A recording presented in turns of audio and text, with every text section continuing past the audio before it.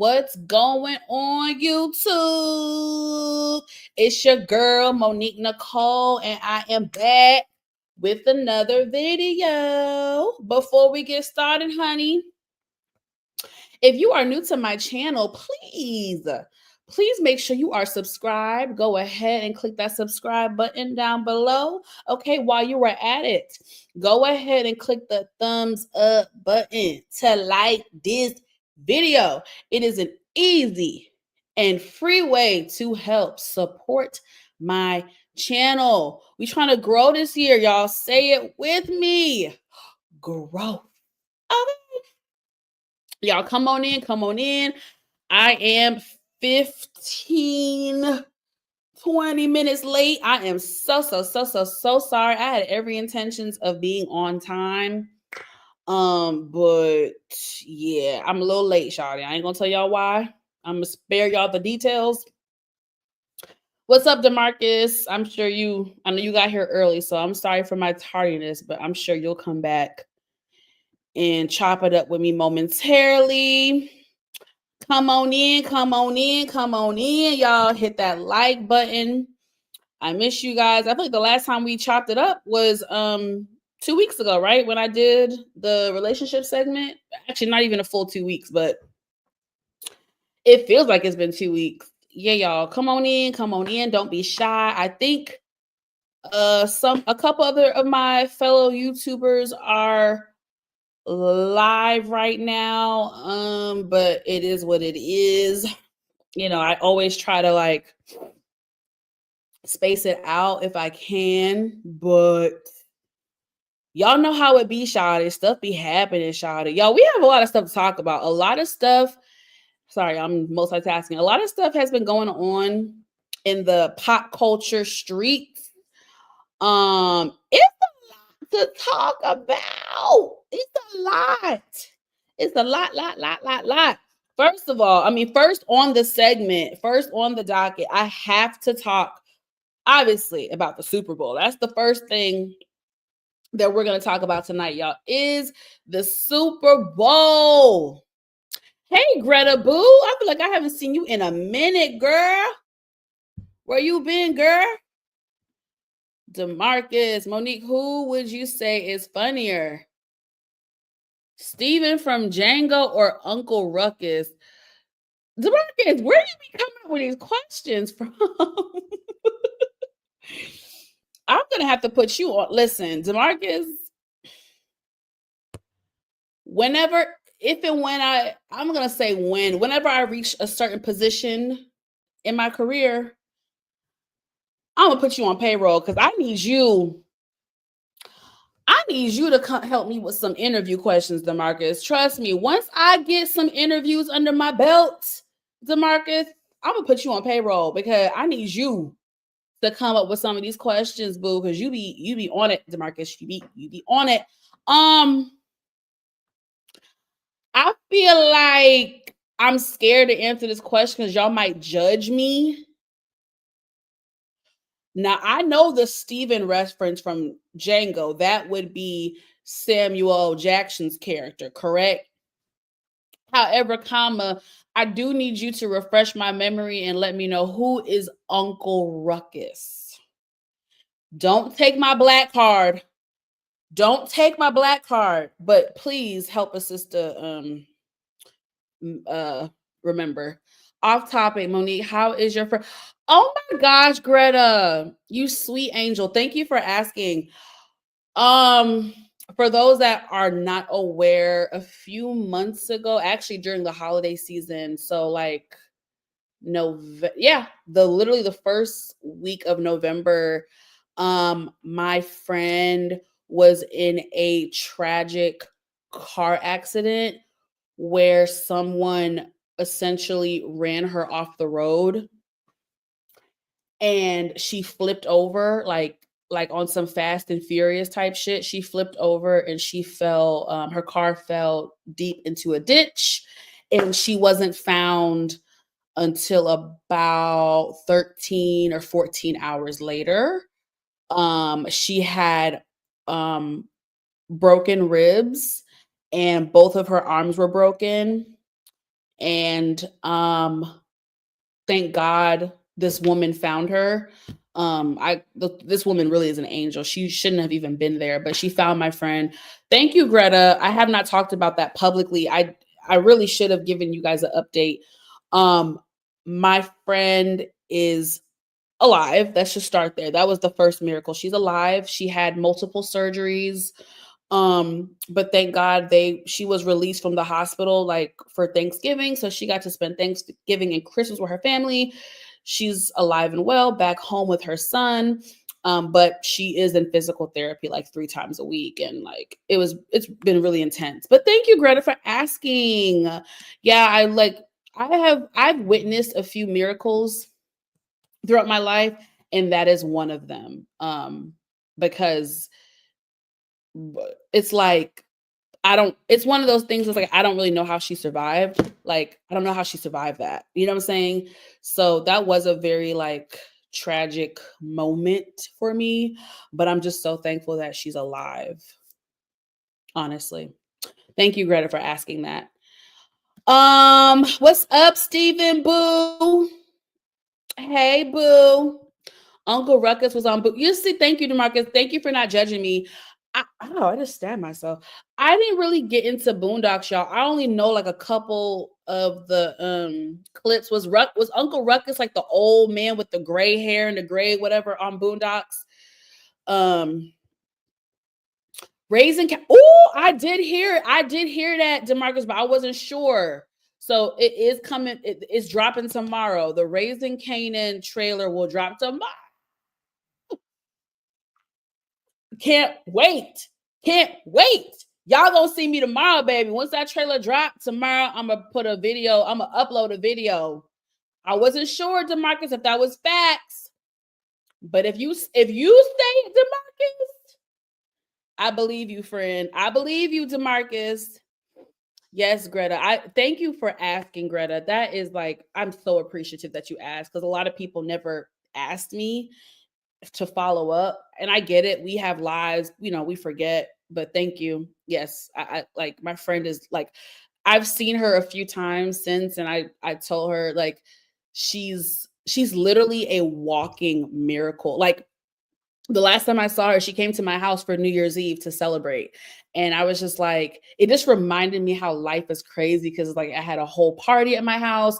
There was people interacting with her, and it's like they don't even realize that like she almost died like 2 months prior. Like they didn't even realize. It's just like sometimes you just don't know what people go through, and like our scars. Like she like I said, both of her arms were broken, so she can't raise her arm. It's just like you're interacting with someone sometimes and you don't know what they've gone through, what they're currently going through. So she's a miracle. God is good. Life is good. We're all thankful. Hey, Shayna Boo. What's up? Okay, enough of the sad shit. We about to go to the Super Bowl. SZA to join Kendrick Lamar. Yes, honey. They had announced that a good month ago, boo. So we knew that my girl SZA was going to be on the stage with Kendrick. First of all, before I get to the halftime show, let's give a congratulations to the Philadelphia Eagles. Woo, woo, woo, woo, woo, woo, woo, woo, woo. Yes. Now, when it comes to sports, I'll just be watching, y'all. I don't have a diehard team. There are certain teams that I root for. I typically like Philly. I have a lot of friends from Philly. I like Philly. They're cool. You know what I'm saying? So they were never my team, but I always kind of like rooted for them. I don't have a diehard. I just watch sports. I enjoy it. I go to the sports bars. I like the camaraderie. I love going to sporting events. I actually do watch the game. I actually get really into it, but I have no diehard team. So yes, I'm so happy that they won. I like the Chiefs, but I think we all can agree, like, you guys have had your shine. You guys have won multiple times. It's cool. Like, let's kind of see someone else win. Don't get me wrong. May the best player, may the best team win. But I think it was like a consensus. I think everybody, like a large majority of people, I will say, were rooting for Philadelphia. So I'm so happy. I didn't see Kevin Hart there. I didn't see some of the big names that were there for the championship. What's his name? Not Wallow. What's the nigga's name, yo? Wallow and Gilly. Was Gilly up in there? Because you know, Gilly, he was showing out during the championship. Y'all. Who was y'all rooting for? Y'all let me know in the chat who was y'all rooting for. But yeah, y'all, damn. Excuse me. The Philadelphia Eagles whooped that ass. They was whooping ass. For the longest time, Kansas City's Chiefs had like a 7 on the scoreboard, y'all. They was getting their asses handed to them, y'all. I was like, God dang. But the thing is, I get it. Like, you're gonna be emotional that your team lost, but it's like, bro, let me pull up, show y'all what I'm looking at. Let's just look at this. Hold on, why y'all dropping off? I'm talking football. Y'all should be into this shit. Listen, Linda, before y'all leave and hop and skip and jump, y'all need to do one thing for your girl, and that is to like this video. It is an easy and free way to help support my channel. Like this goddamn video, replay crew, like it, comment, and hit that notification bell button. Okay, back to football. I don't know where the hell y'all going. Let's look at this, y'all, because honestly, look, none of us, even if you're rooting for Philly, can y'all see my shit? You can't really get too upset. Like, Kansas Chiefs, they did an amazing job. Look at the score. Look at their season. 17-3. 8 Philly, 18-3. Like, these were both excellent teams. You know what I mean? They both did the damn thing. They both did an amazing job. So we really can't, it's like you can't really, Philly, pop your shit, but you can't talk too much shit because, I mean, y'all were equally great teams. You know what I mean? Like y'all, both of these football teams had an excellent season, like an excellent season. So it's like Chiefs is like, I know you're sad, but I feel like, bro, y'all have what, 2 or 3 Super Bowls under your belt, man. Walk out that shit with your head held high and, you know what I mean? Like, kill the noise. You know what I'm saying? Like, you're not going to win forever. Even Tom Brady lost a couple times. You know what I'm saying, Bree? Trying to zoom out. But enough of the football segment. Let's get to what we all was really tuning into last night besides the football. That would be Kendrick Lamar's halftime performance, baby. I really can't whatchamacallit. I can't play nothing. Damn, man, I hate YouTube, bro. Like, they just be pissing me off with all their extra just rules and stipulations. I can't even play the shit for y'all. Nonetheless, y'all, I think Kendrick's performance was 13 minutes, you guys. Okay. I'm trying to think where I want to start with this because there is so much to dissect when it comes to Kendrick's performance. Let's start with the obvious.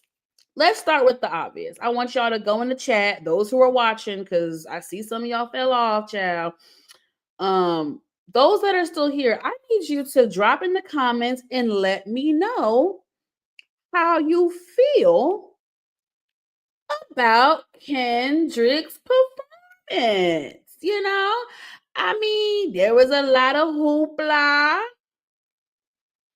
There was a lot of positive and negative commentary on the subject. There was a lot of, like I said, y'all, there was a lot of positive and negative commentary on Kendrick's performance. I will start with mine. I felt like I enjoyed it. Was it the best? No. But did I still have a good time watching it? Yeah. Was I entertained? Yeah. I was entertained. I actually liked it. I actually found it to be entertaining. So, but there are some people online who were like, "Oh, it was boring and it wasn't that great." And blah, blah, blah, blah, blah. I mean, I felt like it was good. You know what I'm saying? Like I said, was it the best? No. But I felt like it was a good show. I was entertained in the mother trucker. I liked it. He put time, effort, and money into it. The Super Bowl halftime performance was okay and different. Yes, I'm not saying I'm not saying I loved it, but I liked it. You know what I'm saying? Like it was entertaining. I thought independently he did a good job. I do like the songs that excuse me. I did like the songs that he chose to perform. Um I liked them. I don't have like a heavy critique on the performance, but like kind of like DeMarcus said, like it was okay, it was cool, like it was cool for what it was. It wasn't the best, but I liked it. I feel like SZA killed it. I love their performance, their songs that they have together. I really like that. But most importantly, we have to acknowledge all of like the symbolism behind Kendrick's performance. This is a very intellectual brother we have here. And he made sure that if he was going to have a public stage, such as the Super Bowl halftime performance, then he was going to make sure to have a statement. He made sure that it was going to be something that was memorable, that was meaningful, that had some type of impact, some type of message. And if you listen to Kendrick's music, that's kind of his MO. I mean, even with the Drake diss, the nigga went kind of deep, y'all. It wasn't just no surface level shade. That nigga was throwing shade. So we already know Kendrick is a very intellectual brother. I took some screenshots from the Twitter and threads because everybody the next day, everybody gonna come out with their think pieces. Media Girls in the building. What's up, Media Girls? Everybody in this motherfucker, make sure y'all follow Media Girls Network on all platforms, on Facebook, Instagram, and we got some things cooking for y'all. Okay, cook. So Media Girls Network, follow us. Thank you. Hey Tiff. Yes, some of the political commentary went over me. Yes. Went over mother truckers, went over people's head, hunty, like just and oh god, I got dizzy, y'all, doing that. Ooh, and don't get me wrong, I was in the moment. I'm a person that like has to love you too. I'm a person that I have to sometimes watch things a couple times to get it. But when I was watching it, I did notice a couple things. I kind of knew what was being done with Samuel L. Jackson. We'll get to that in a minute. The uniforms that the dancers were wearing, it did remind me of like prison. Like, so there was a couple little things that did pop out while I was watching it. But when you're watching it, you're with the crowd of people, you kind of just like in the moment, like, so I didn't catch everything right away, baby. But when I watched the replay and I could really hear what he was saying, and especially Samuel L. Jackson, what he was saying, I was like, oh, wait a damn minute. People really had the audacity to say all Kendrick did was diss Drake. Oh, people said that. Black people, we have got to do better. I expect that from the whiteies, not the blacks. Okay. not the blacks. All right, let me pull up my little screenshot. Shout him. My little screeny. Baby, he's talking about 40 acres and a mule. Hold on, y'all. I should have had this more organized. Y'all forgive me. Y'all know how I do shit on my channel, babe. We a little ghetto over here, but we gonna get it together. I want to go to the Samuel L. Jackson part because some people were like, "Oh, what's the purpose of having him here?" Baby, the purpose of having Sam up in that thing. First of all, when Samuel L. Jackson was saying like, too loud, too reckless, too ghetto, Mr. Lamar, do you really know how to play the game? Then tighten up. Black people, I don't even have to break that down. You guys know. I don't even have to waste my breath in breaking it down.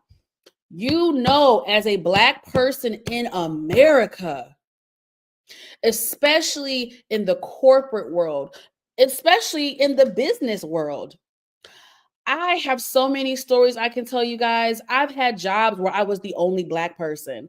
I was the only minority person. And growing up where I grew up at the time that I grew up, and that's gonna be too deep. I'm not gonna get too heavy in it, but it's just as the Black person, you really understand in certain spaces. It's like, I'm Black, but I can't be too Black. I gotta be this way, but not too much of this. Be this, but not too much. Like it's just something that's kind of embedded in us, especially when you occupy certain spaces. And I could relate to that on a deep level. So that was amazing. And then Samuel L. Jackson, right, as Uncle Sam. Okay, Uncle Sam represents how the industry and the government have always tried to control, censor, and profit off of Black artists while keeping them in check, keeping them in line. Kendrick made it clear he's not here to play by the rules. I mean, come on, y'all. Y'all get it. Is that not deep? Like deep AF? Like, oh my gosh. Oh my gosh. I loved every minute of it. Red, white, and blue. The red, white, and blue, the dancers that were wearing red, white, and blue. At first glance, it looked like a patriotic moment. But knowing Kendrick, it was deeper than that. The red and blue weren't just about the American flag. They represented, Bloods and Crips, two forces that shaped LA, and the white, unity, a reminder that even in a city divided by history, peace is possible. Huh. Sounds good. Sounds good. Now, my favorite part, which I'm petty for this, Serena Williams hits the stage, baby. And that girl, okay, the Compton came out of her, baby, and she started crip walking on that damn thing. And sister looked good. I don't know who her new stylist is or who her new makeup artist is, but Serena, you're looking good, sister. I need you to keep it up. Keep it up. She looked good. My girl was crib walking on that thing. So someone said, this wasn't just a fun moment. It was a statement. Serena, a Compton legend, stood on that stage as a symbol of Black excellence. Okay. But her presence also said something louder. With her being Drake's ex, okay, Kendrick flipped the narrative, making sure she was honored and respected instead of being reduced to someone else's storyline. Okay, that's cute. I don't know how much validity that last part has, but everything else I felt was dope. You know what I mean? Like Kendrick and Serena, they both from LA, both from Compton, and proud of it and represent it and have given back to their communities in more ways than one. So that was, already pretty dope.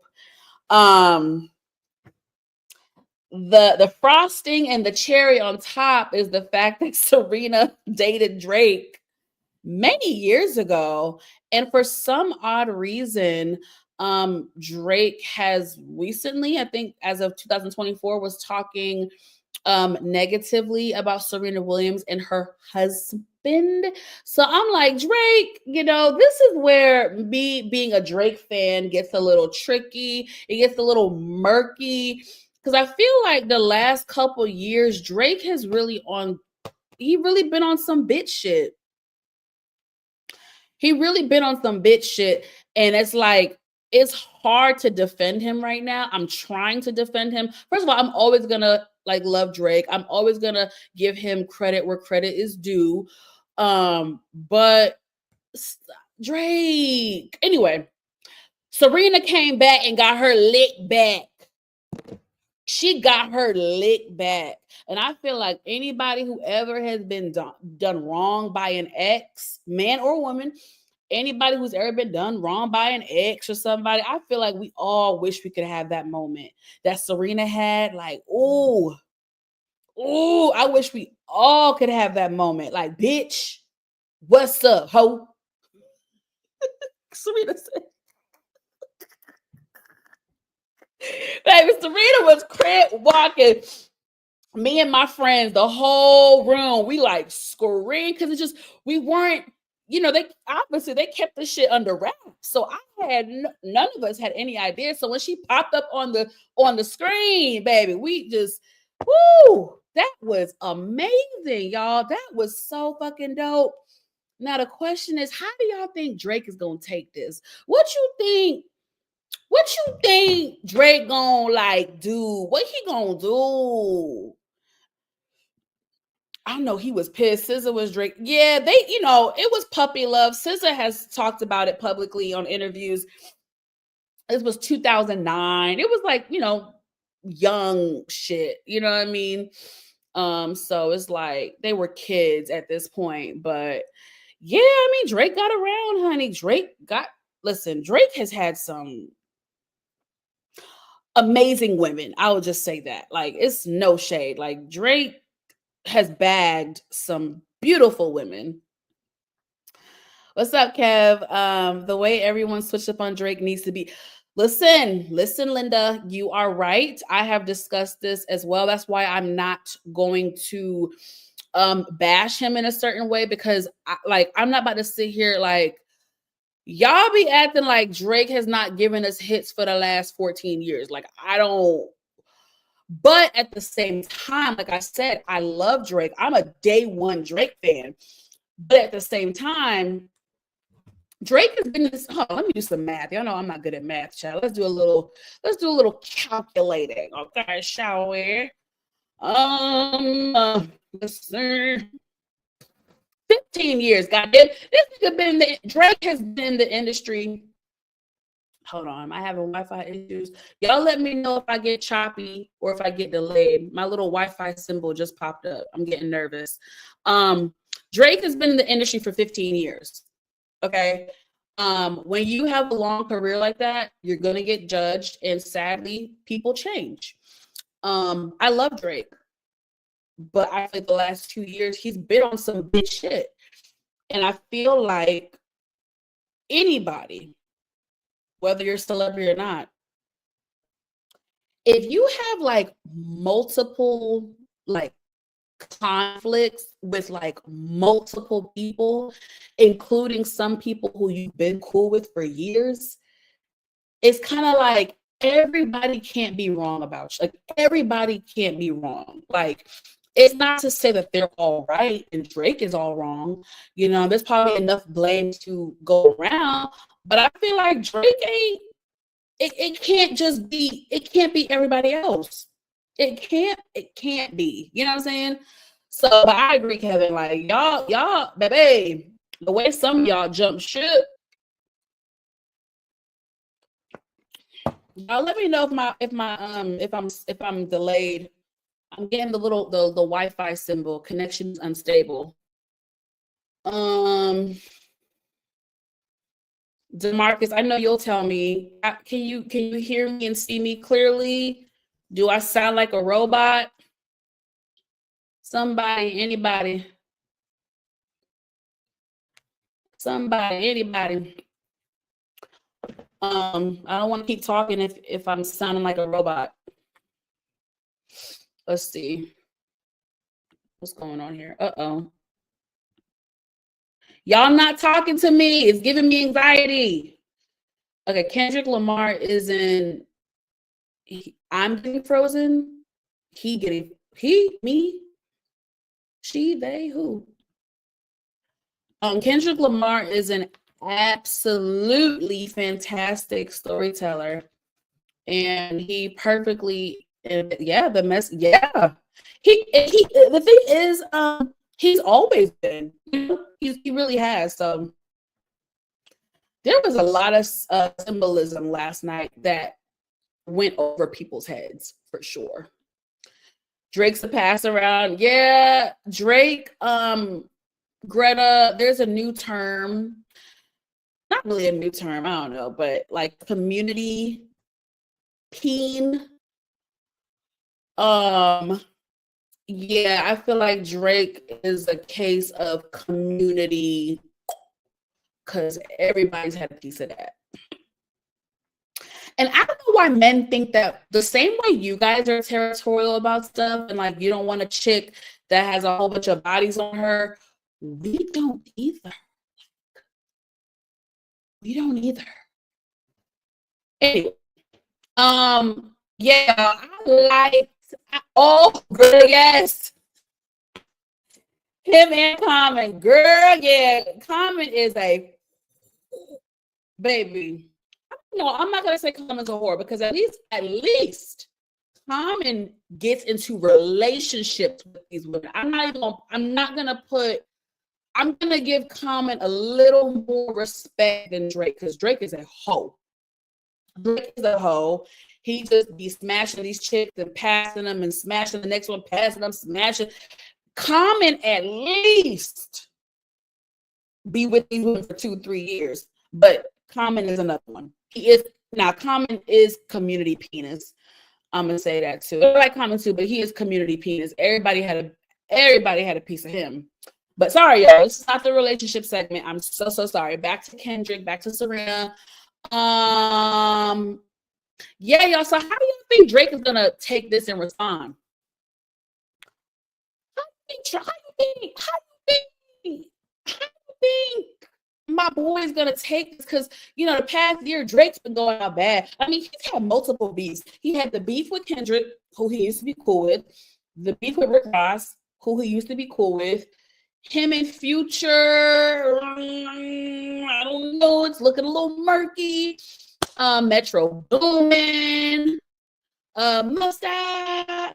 It's just giving chaos. But we're gonna move on because I got a lot of other shit to talk about. How do we bait Trump talk shit on Kendrick Lamar? Baby, I can't understand what. Either I'm slow or how do we bait Trump talk shit on Kendrick Lamar? Why Trump diss track? I would love Kendrick to do a diss track for Orange Face, but that probably won't get as much play. Let's move on. I got a whole bunch of other topics to talk about. What do I have next, y'all? What do I want to talk about next? Do I want to get messy? I mean, I'm not gonna lie to y'all. I have some messy topics. Like you know what? Before I get to the scandal of it all, let's talk about since we're talking about Super Bowl still. Let's talk about Kanye West. Let's talk about Ye. Let's talk about Kanye. Because if y'all didn't know, leading up to the Super Bowl, these past few days, actually since last week, because last week it was the Grammys, and Kanye made headlines because he had his wife. Have we seen a marriage certificate, a marriage license for that? Like, are they really married, or he's just calling her his wife? But anyway, The chick was half naked, which I actually do agree with him on this. She been half naked for the past 2 years. They've been fucking together. So I don't know why it's a big deal. Like, what? I mean, did y'all expect anything else? Because she been half naked since we met the girl. Nonetheless, the last few days, y'all, Kanye West has been off his medication, and this is no shade. Y'all know I'm a mental health advocate. I have my own mental health stuff. I advise every person who needs medication to take medication. So, Kanye is displaying some and on a whole rant point where Twitter had to block him again because he started to make some word. I don't know if I can say that word on YouTube because YouTube is so sensitive. Anti-some, you know that word, y'all. He started making them type of comments on camera is frozen. Lord, sweet Jesus. Hold on. Thank you, DeMarcus. I don't know. Every time I try to get on the line and talk to y'all on this YouTube shit, okay, I'm gonna try. Let me see if I can do my hotspot. 1 second. Out.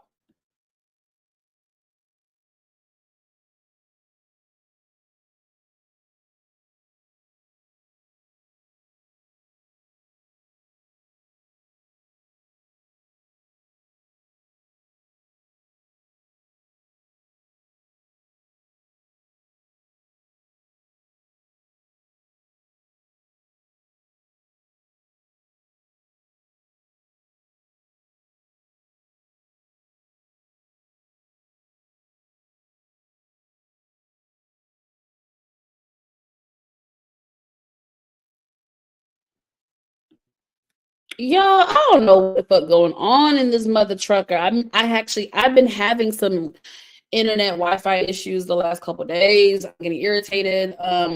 Let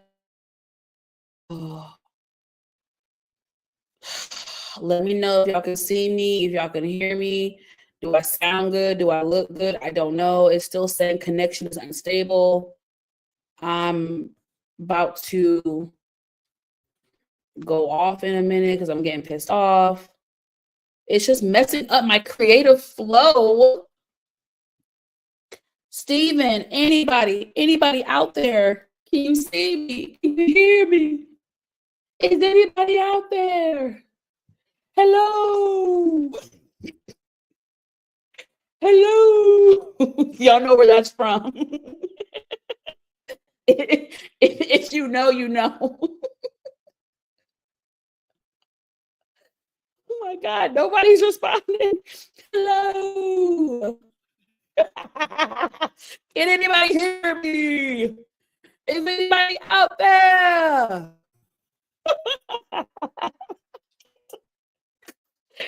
All right, Kanye West, child.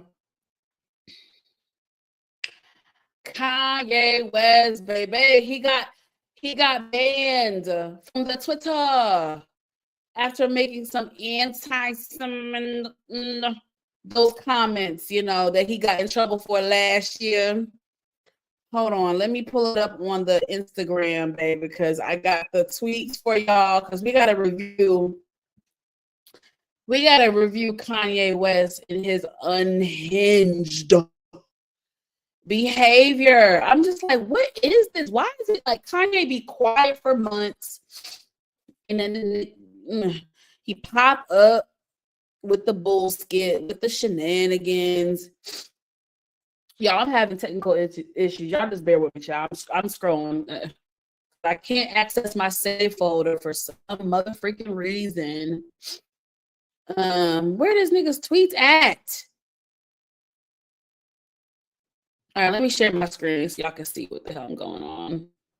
She said audio is okay. I don't know if it's like okay, or like for real okay. All right, I hate when this shit happens, y'all. It's messing up my flow. Okay, so one thing he said was, I gotta give Elon Musk his flowers for allowing my, I don't know what that is. It's a whole new world. I gotta say, Elon is a real ninja for this. Okay, well, he ain't that great, baby, because you got banned 24 hours later. Where's the string of tweets? Bro, I had it saved, but for some reason Instagram won't let me access my save folder. Oh yeah, he wants the free Diddy.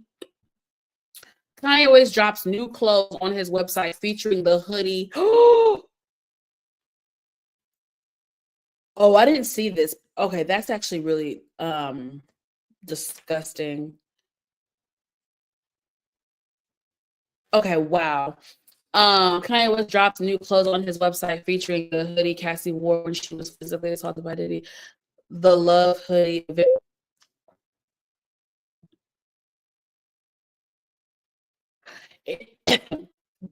Any black person offended by a swastika is a program slave. Okay.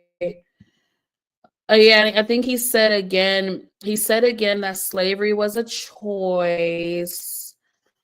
What's she talking about? Oop, Azalea Banks says Kanye doesn't have a memorable or definitive rap bar. That's not true, my love. Now we can get on Kanye for a lot of different things, but we're not about to act like he ain't got no bars. Now, one thing Kanye gonna have is some lyrics and some bars that I still quote to this day. Where the is the tweet? Y'all, I had this shit up 2 hours ago, bro. What does he say? Hey, question: if someone was to beat up their girl in public, would that be considered domestic violence, or is that outdoor violence, or is it just public indecency? I'm just asking for a friend. Oh, so you're support? Oh, Kanye, I can't support. I really can't fuck with you no more, bro.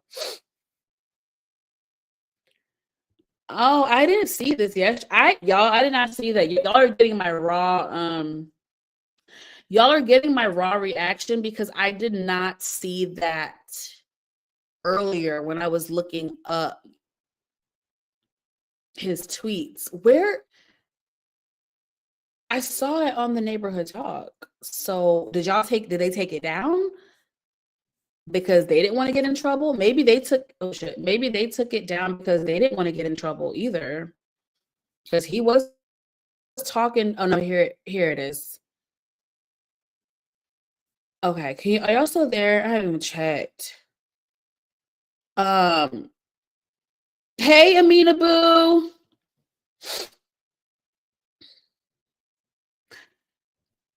Did y'all see this shit? Am I like I didn't know this nigga was saying all this reckless shit. He was saying anti-Semitic rants, but I didn't know he said that shit about Cassie and Diddy, and he said free Diddy, but I didn't know he said, oh my god, y'all, this is actually worse than what the fuck I thought. Y'all are actually getting my real raw reaction. So Kanye says, call me Yadolf Hitler, and your bitch still wants to fuck. Hitler was so fresh. Okay, maybe I shouldn't say that H word on here. I'm going to normalize talking about H. The way they talk about killing ninjas has been normalized. Okay. He says that Diddy is his hero and idol. Slavery is a choice. They trying to prove a point. And y'all know that y'all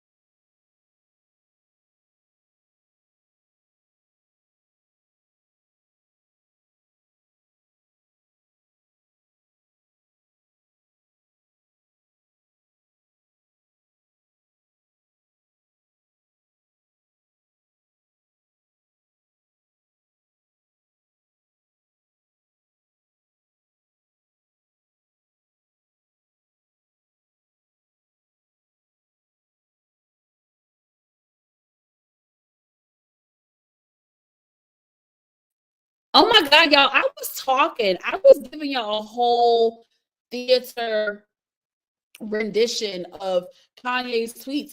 What's the last thing y'all heard me say? What is the last thing y'all heard me say? Because I was giving a nasty little read. See, certain things you can't stay on. Yeah. I be scared. Amina, I know. I kind of caught myself, sis.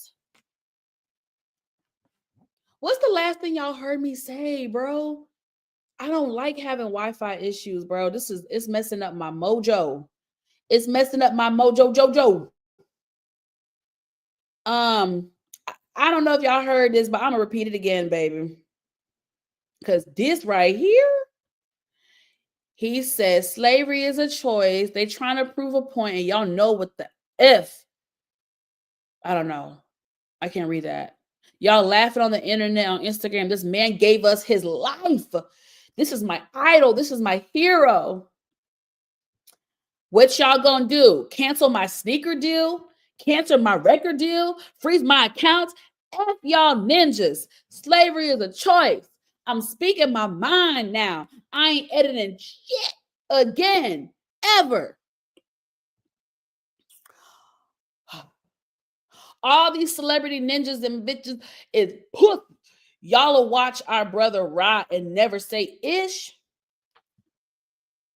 Free my ninja Puff. What the hell wrong with Kanye West, y'all? What the hell is wrong with this mother trucker? Why Elon deleted Kanye West's account on X? Yeah, he deleted it. So Kanye over here thanking the man, and the man delete. Ma'am, please. Kanye is unhinged. He's saying H was so fresh. I don't understand. Yo, this is sick. This is sick. And the fact that he was taunting and making fun of Cassie, like I did not see those other tweets, you guys. I did not see those. Him questioning DV. I just don't like that. Oh yeah, I saw this, the resurfaced clip. This is how you know he was like unhinged. Yeah, you guys, I'm pretty disgusted by Kanye's rants. I don't really know what to. Oh shit! I don't y'all see that. I don't know what to say at this point because I feel like it's a broken record, and we keep on. I don't know what to say. I don't know what to say. He's unwell. He's unwell. He's unhinged. He's diagnosed. I can't even say he's undiagnosed. He is actually diagnosed. Like let's move on to something less. Woo. Oh God, it's petty, y'all. We gotta talk about 50 Cent, y'all. We gotta talk about 50 Cent. We gotta talk about 50 Cent, Lil Meech, Big Meech, all the Meeches. All the Meeches. All right. We gonna let this one simmer. We gotta let this one simmer, you guys. All right, let me get my little sip of water. We gotta let this one simmer, y'all. 50 Cent posts alleged text messages from Lil Meech claiming that Rick Ross gave Big Meech money to pay his bills until the next season of BMF begins. All right. Before I even start, let me get on the camera real quick. I think we can all agree that sharing someone's private text messages with you is a violation. It is truly a violation. It's disrespectful. It's just rude. So 50 Cent already gets criticism from me for sharing Lil Meech's text. Wait, how I do this, child? Hold up, baby. Do I like this better? Oh, I kind of do. All right. Let's take a little read, shall we? So this is a text message from Little Meech to 50 Cent. Little Meech wrote, "They just told me you unfollowed me off Instagram and now you managing Skilla Baby with Rocket when I brought him around you first when you didn't have a clue who he was. Now you mad at me when I would take the shirt off my back for you. I can't believe this, man. You act as if I'm your enemy. Ooh, I've only, yo, this is deep. I'm about to cry. You act as if I'm your enemy. I've only showed you love and loyalty in human. Wait, inhuman? I'm human. I'm sorry. I've only shown you love and loyalty. I'm human. I go through my own shit, but I never switched up on you. F Ross. But he gave my dad some bread so he can afford to pay his bills until our next season starts. This internet ish is throwing me off, man. You know me in real life." And then 50 Cent, I'm assuming he ignored Little Meech's text. He's going to screenshot it, put it on blast, and 50 Cent going to say, "What next season, little ninja?" When I tell you, I'm so disgusted by this. Amina, you still there? Because I know you posted or you commented on this. Y'all, I'm disturbed, y'all. I'm so disturbed because reading this text, I don't know Lil Meech from a hole in the wall. But reading this text message, I felt like it was very genuine. I felt like he was being very genuine with 50. And I have seen interviews with Little Meech and 50. And Little Meech has truly given respect, love, and loyalty to 50 Cent. He has praised 50 Cent for seeing something in him, believing in him, giving him opportunity. He has shown nothing but love and respect and appreciation to 50.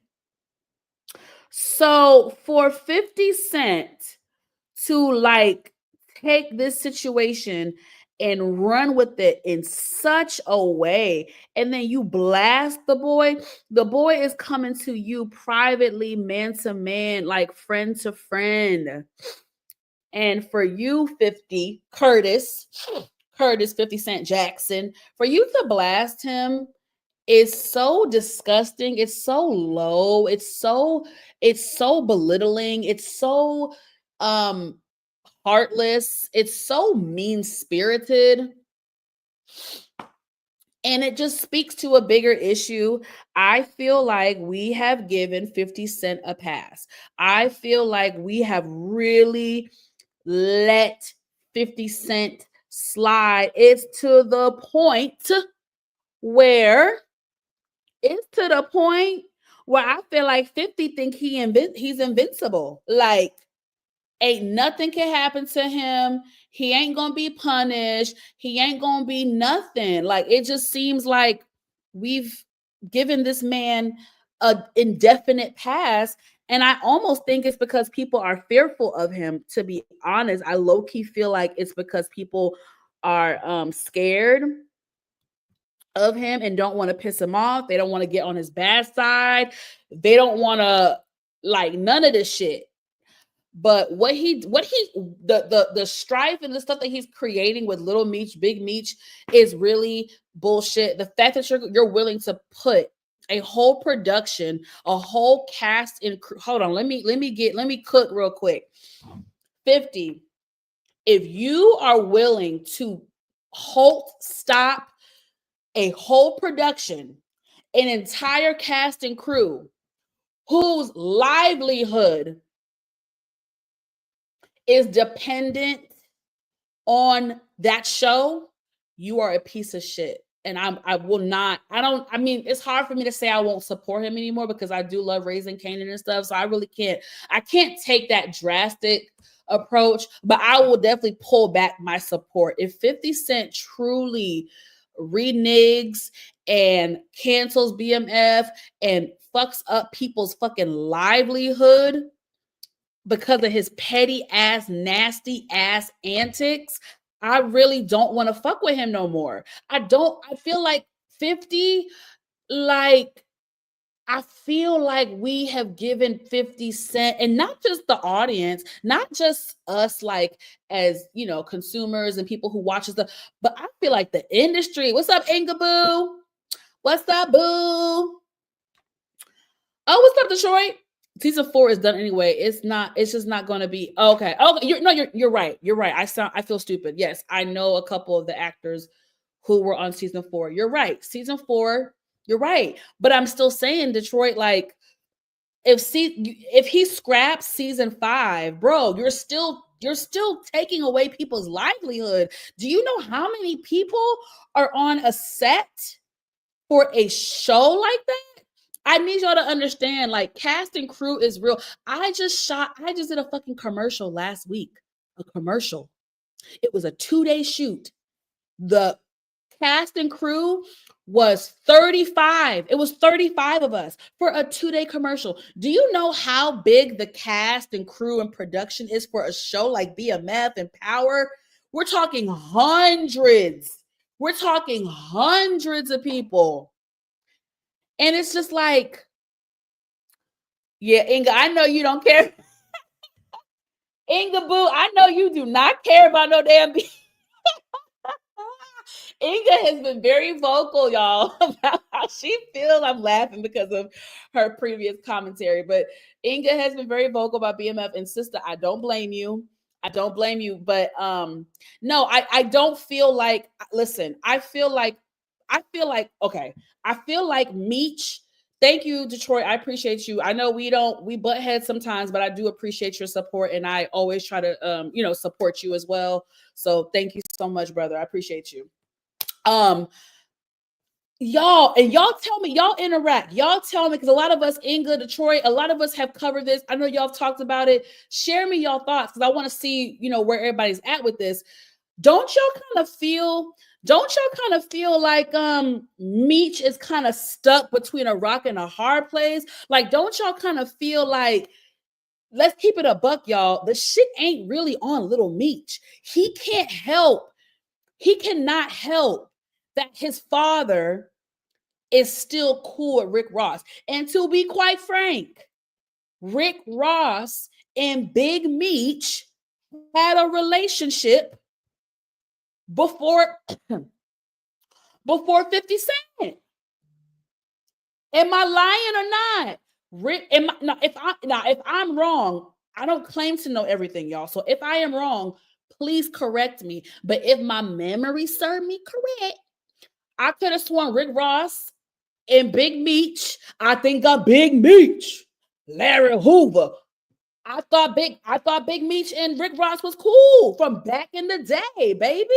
So I feel like, look, because I've been in predicaments in real life where I'm cool with two people, they fall out, I'm kind of in the middle. I've been in those predicaments, y'all, and it can be uncomfortable. But I feel like if I already had a friendship with this person beforehand, you cannot fault me.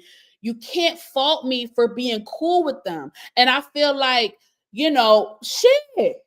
If Rick Ross gave some money to Big Meech to hold him over, 50 Cent, that's not really your business. That's not your business that someone else gave somebody else bread to help them. That's not your business, 50. I feel like 50 Cent is one of them people that, like, he wants you to have ultimate blind loyalty, and he's very territorial. And I always stay away from territorial people, men or women. I don't like my girlfriends. If I have any sign of like you're territorial, I don't fuck with you. Like, I can't, because it becomes a liability. It just kind of, that gives me a little dangerous vibes. I'm gonna be very real with y'all, because y'all that know me and know me in real life, y'all know oftentimes I like to look at the psychology behind things. That is from my mental health background that I have. But I do like to look at the psychology behind things and like I always like to know people's behavior. Y'all, if I wasn't doing entertainment, I would be in mental health, because I'm very, very, very, I'm always been intrigued. Not always, the last like 6 years, I've been intrigued with like why people do the way they do.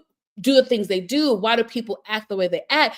And I'm sure if I called any licensed therapist that I know or don't know, they would have a few things to say about 50 Cent, right? One thing that Meech said that really spoke to me, and it really speaks to 50 Cent's behavior. I'm going to zoom it in. He said, oh my God, it makes me want to cry because I feel the genuineness. He said, when he said, you know, I'll take the shirt off my back for you, you act, this is the line, you act as if I'm your enemy. I've only showed you love and loyalty. I am human and I go through my own shit too, but I never switched up on you. Let's go back to the previous statement. You act as if I'm your enemy. Here we go. Because of 50 Cent's life, because of the things that he's been through and the things that he's persevered from, and almost being I can't even say the M word, but almost being taken out of here, his upbringing, his lifestyle, I think he's developed something mentally where if you don't have absolute blind loyalty, if you step out an inch out of the line of perfection, he's going to cast you away and he's going to treat you like you're an enemy.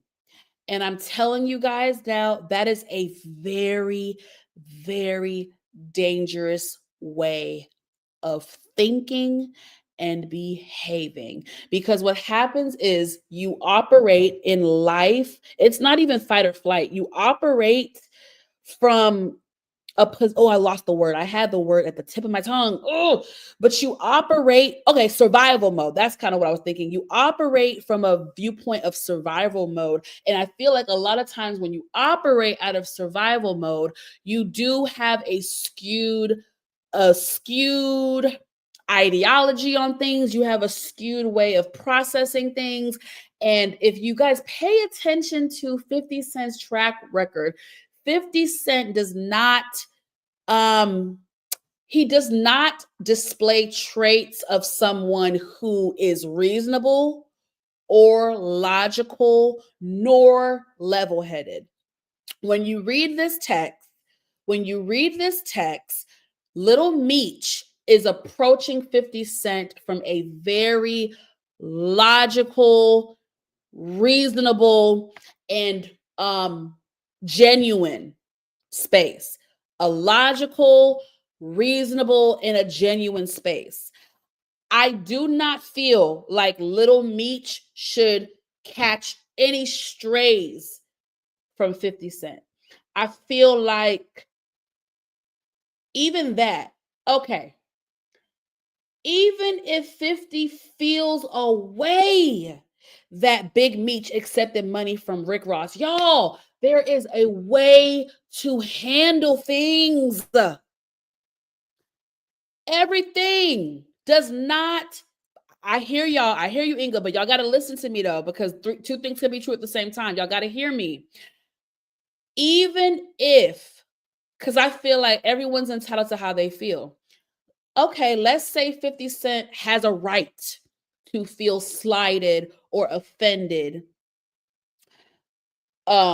that Big Meech accepted the money from Rick Ross. Did you have to blast him? Did you have to take it to the internet streets? 50 Cent is older. He's old enough. We're not from that generation of running to the Twitter streets, running to the Instagram. You don't have to do that. You could have called that man up man to man and had a man to man fucking conversation. You did not have to blast him. You did not have to come for his character integrity. Okay, I'm going to challenge. Let me see what y'all saying before I cook. 50 was wrong for taking this month. Yes, to internet. Okay. That's not true. Corporation do it all the time. They will get rid of you in a minute. Okay, I don't know what you're saying. You can't bite the hand that feeds you for the money.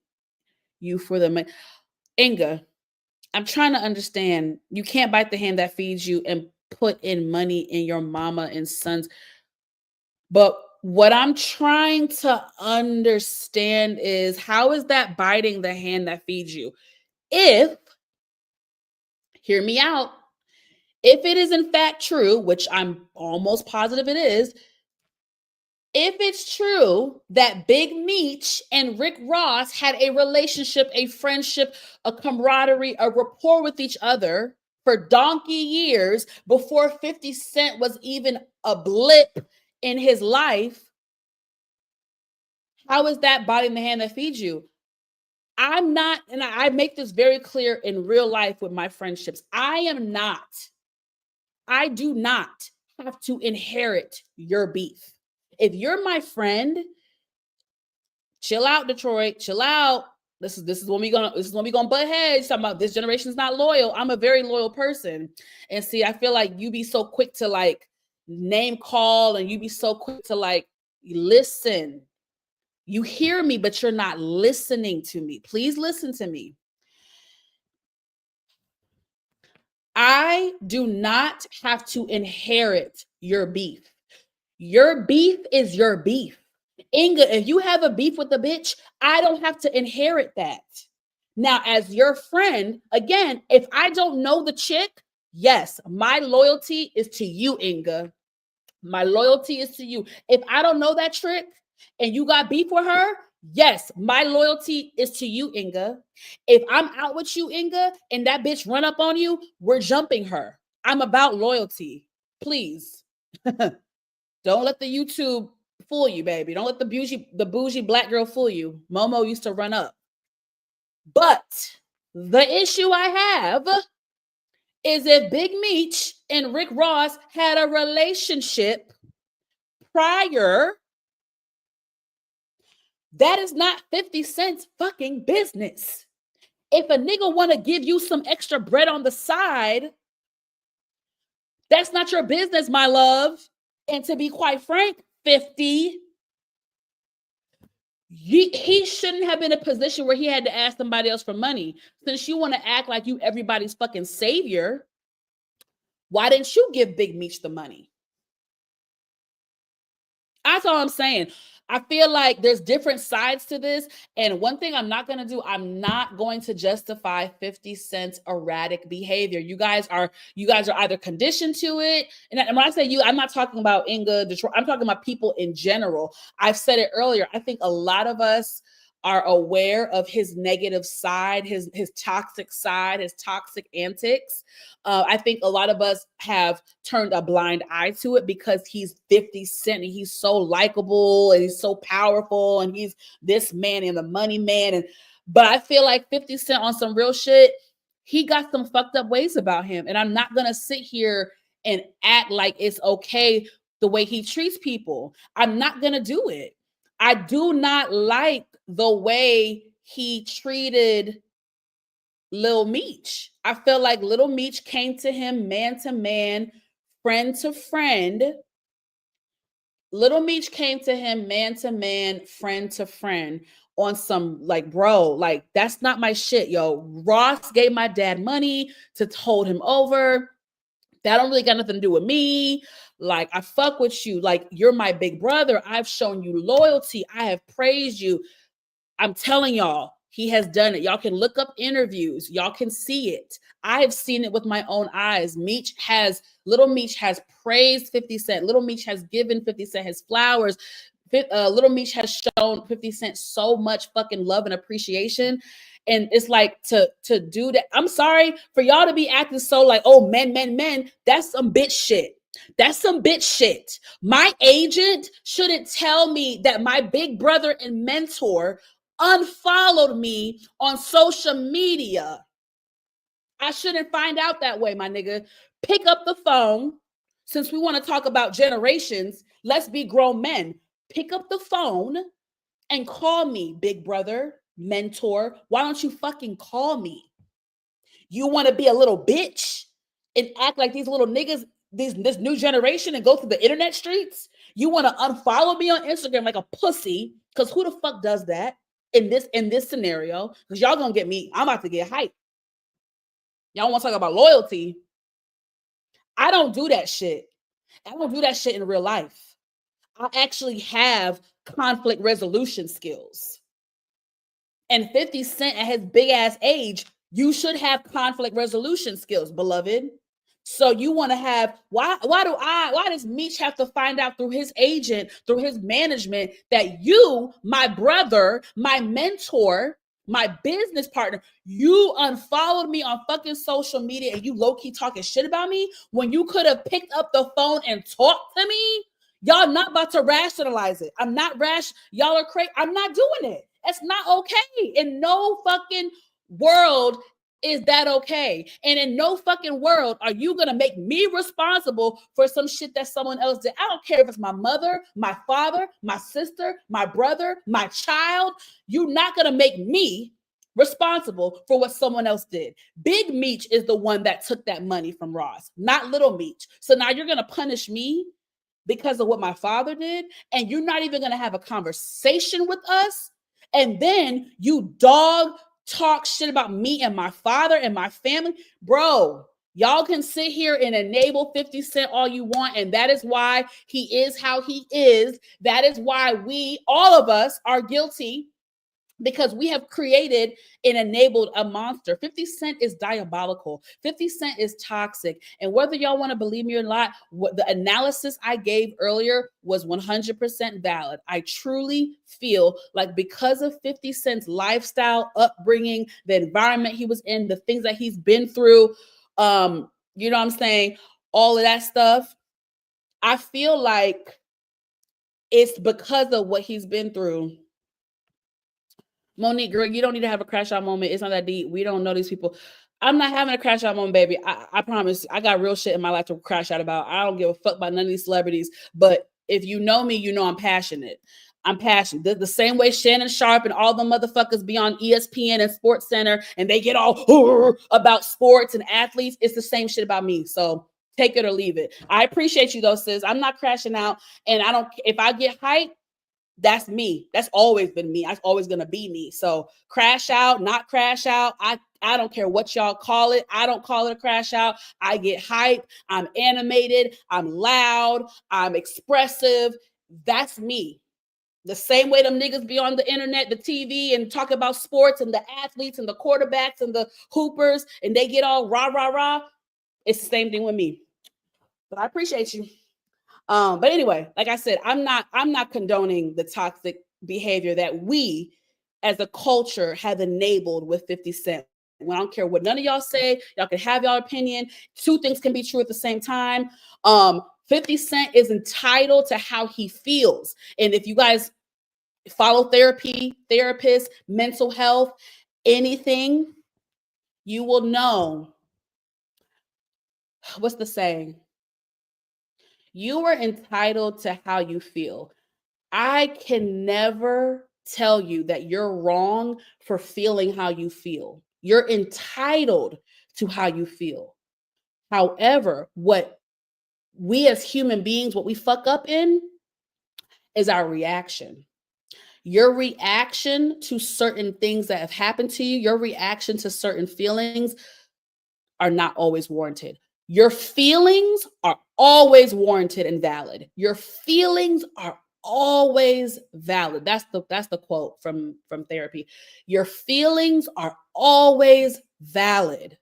Your reaction is not always valid. And that is my point. If 50 Cent felt like Big Meech wasn't being loyal to him by accepting the money from Rick Ross, guess what a mature, level-headed, conscious, reasonable adult does? Boop, boop, boop, boop, boop. Hey, yo, nigga, what is this I'm hearing about you accepting money from that fat nigga over there?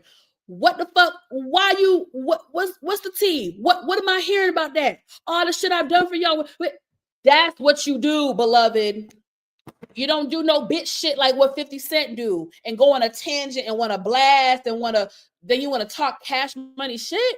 So then when you talk cash money shit about me, now I'm like, oh, so have you always felt this way about me? Have you ever been my friend? Were you ever my friend? Because if you so quick to talk cash money shit about me, Were you my friend? Were you my mentor? Were you my big brother? You can't be my big brother and my mentor if you the first sight of any type of anything, you go on a public rampage about me and my father. So you secretly always felt this way about me and my father. You see how we're starting to unpeel the layers and the layers? So people want to talk about loyalty. Well, my love, loyalty goes both ways, beloved. If you're really my friend and you're supposed to be loyal to me, loyalty is not going to the internet streets. Loyalty is not screenshotting my private, genuine, and sincere message to you and putting it for millions of people to see. I feel like sometimes we talk about people's stuff and we don't show empathy and put ourselves in some people's shoes. Imagine if you little Meech. Imagine if you're little Meech and you think you have a big brother and a mentor who you have publicly praised. And the first sign of something, he cuts you at the kneecaps, cuts you to the white meat, puts you on blast, publicly screenshots your text to millions of people, causes chaos in your family, talks shit about you and your father, threatens to take away a TV show that gives you livelihood. I mean, am I making sense? Am I preaching to myself, or y'all picking up what I'm putting down? I know Shayna does, but I don't know how many of y'all really picking up intellectually what the fuck I'm saying. But I'm gonna move on because I'm cooking. I've been cooking, and I'm getting passionate, which I'm never gonna apologize for. But it's okay. You're discussing a trending topic that everyone has discussed. Exactly. Everybody and they fucking mama been discussed it. Hey, PG. Let's move on because I have a different ideology of loyalty. Loyalty is a two-way street, beloved. Two ways, not one. All right, what's next on the docket? Something less dramatic that won't get me so riled up. And of course, I want to talk about this person, but 50 Cent, his insensitive, evil ass is kind of wrapped up in this too. He's not really, but he made a, somewhat disparaging comment. Y'all, I have to talk about the loss of Irv Gotti, y'all. Oh my God, I am still wrapping my head around the fact. Oh, why they post this bad picture of this nigga? I really want to find a better picture of this man, but I really have to talk about the loss of Irv Gotti. You guys, I was really sad to hear this. Now, I knew that Irv had some health issues. Oh, PG, were you sick, baby? I hope you're feeling better, honey. I knew that Irv Gotti had excuse me, y'all. I knew Irv had some health issues the last couple of years. I didn't really know specifically what was wrong with him, but I knew, again, hey, I'm so sorry. Hey, Tamika's Den. Hey, boo. Thanks for coming in. I appreciate y'all. Hit that like button, y'all. Hit that like. Y'all, I knew Irv was sick the last couple of years. I knew he had some health issues, but I really thought that he was going to bounce back. Irv Gotti, co-founder of Murder Inc. Records, y'all. He passed away last week at the age of 54 after suffering from a stroke and a brain bleed. I think that was his second stroke in the past year, which is never good. A stroke is never good. And it's actually insane. People are getting strokes at like younger ages. People in their 20s and their 30s are actually getting strokes. I had a friend, another walking miracle. She had 2 strokes. It was pretty bad. But anyway, you guys, I was heartbroken. Listen, I have been a big fan of Murder Inc. since the beginning. I have followed Irv Gotti's career, really from the beginning. I have always, despite the controversy, I have always respected him, admired him for many reasons. I always thought he was very talented, hardworking, dedicating, dedicated. Sorry. He was behind a lot of people's success. He wrote and produced a lot of songs for a lot of different artists. He, was in the industry. He was a socialite as well. He's like me, a chatty patty, man. That's one thing that me and Irv Gotti have in common. We are chatty patties. We are very sociable. We're very personable. We have a lot of friends. We are always out. Even before his death, a lot of celebrities always had like a good Irv Gotti story. The guy just seemed funny, life of the party, a jokester, also a man of wisdom. People have said that. I think Jamie Foxx said he gave him great advice many years ago. I am sad. I am sad. Y'all know I'm big into music, really big into music. I'm actually big into rap as well. I'm a little hood booger. Y'all don't even know, man. Y'all don't know me in real life. I'm bougie and hood, but big fan of Murder Inc. Celebrities definitely came out to give their condolences. And I know a lot of people were waiting. And Ashanti, do I have it here, y'all? Oh God, I'm getting irritated because Ashanti came out and let me just go to her page. Why don't I just do that? Ashanti came out, y'all, and I just thought it was, it costs nothing in life to be nice and respectful. And I know a lot of people weren't sure if she was going to say anything given the rocky history between her and Irv Gotti. Y'all, I'm so sad that we are losing so many of our Black legends in entertainment, right? We're losing a lot of Black legends in the world of entertainment and media, and it is very sad and it's very hurtful.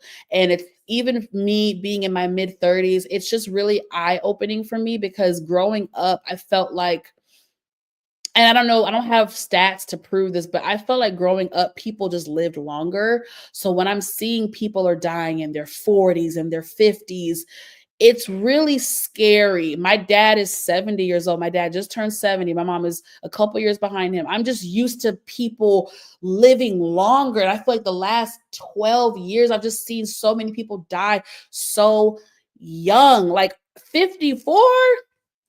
Inga says, yeah, he was good to everybody except for yeah, and he is affiliated with folks that allegedly see. Inga, I'm glad you said that, girl, because I needed to understand. And I have to do my own research. I know I have to do that, but I know that Ja Rule and Irv and 50 have had a long-standing beef, correct? I was under the impression, right, that their beef stemmed from old New York shit, rap shit. They really wanted Ja Rule to be like the king of New York at that time, and 50 Cent was coming up, really about to snatch the shit. So there was a lot of back and forth. I did not know until a couple days ago that allegedly Irv and Ja Rule allegedly had something allegedly to do with the attempt on 50 Cent's life. Is it I don't know if we have concrete evidence of that. Inga, y'all, Detroit, whoever, let me know. Where's DeMarcus? He's like he's the facts guy. Is that just hearsay? Is that just gossip? I don't see a world where Irv or Ja Rule are going to publicly admit that, yeah, we tried to end 50 Cent's life. I don't know. You guys let me know. I got to do more research.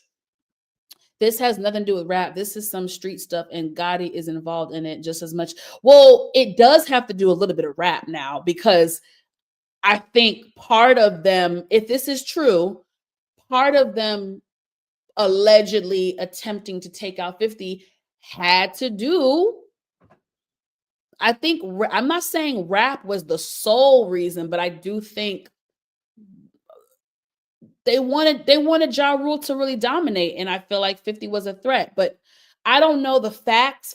I know the alleged stuff and the rumors, and the he say, she say.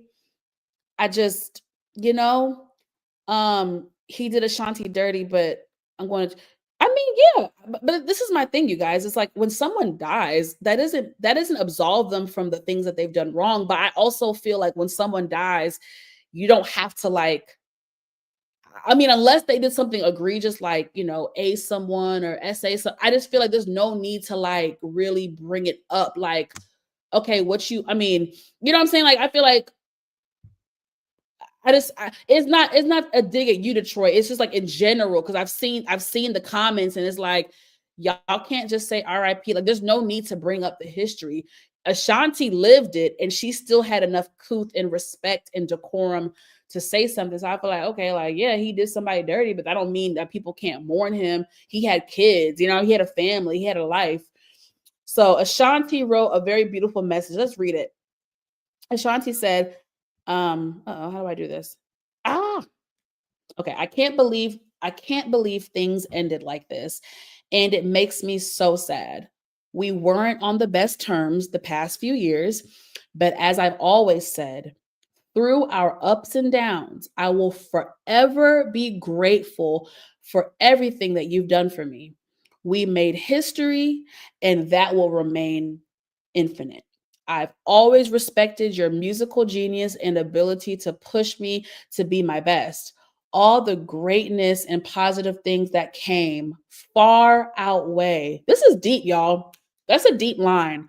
All the greatness and positive things that came far outweigh the dark and negative times. That's powerful what she said.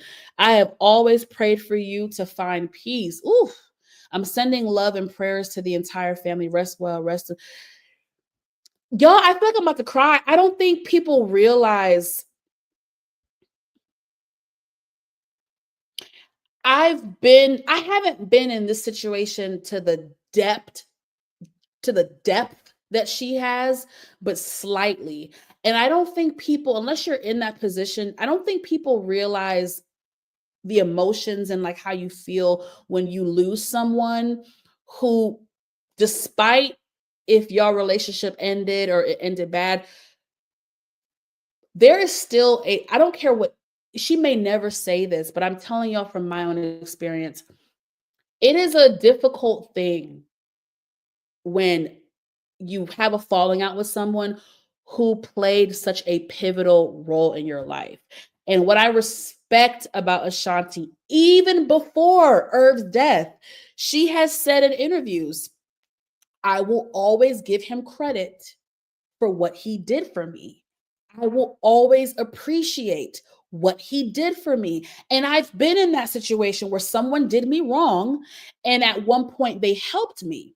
And to this day, if I never speak to that person ever again, I will forever say, I will always appreciate what that person did for me. And y'all have to I feel like it's something that some of y'all just can't wrap y'all head around, but it goes to the two things can be true. This person did me wrong. I don't fuck with this person no more. But at one point in life, me and this person were good, and they did a lot of good things for me. And I will always appreciate that person. And I think that is one of the greatest compliment you can ever give to someone. Oh, my wig is crooked, y'all. Hold up. And y'all know I'm real. I'm too real for some of y'all motherfuckers.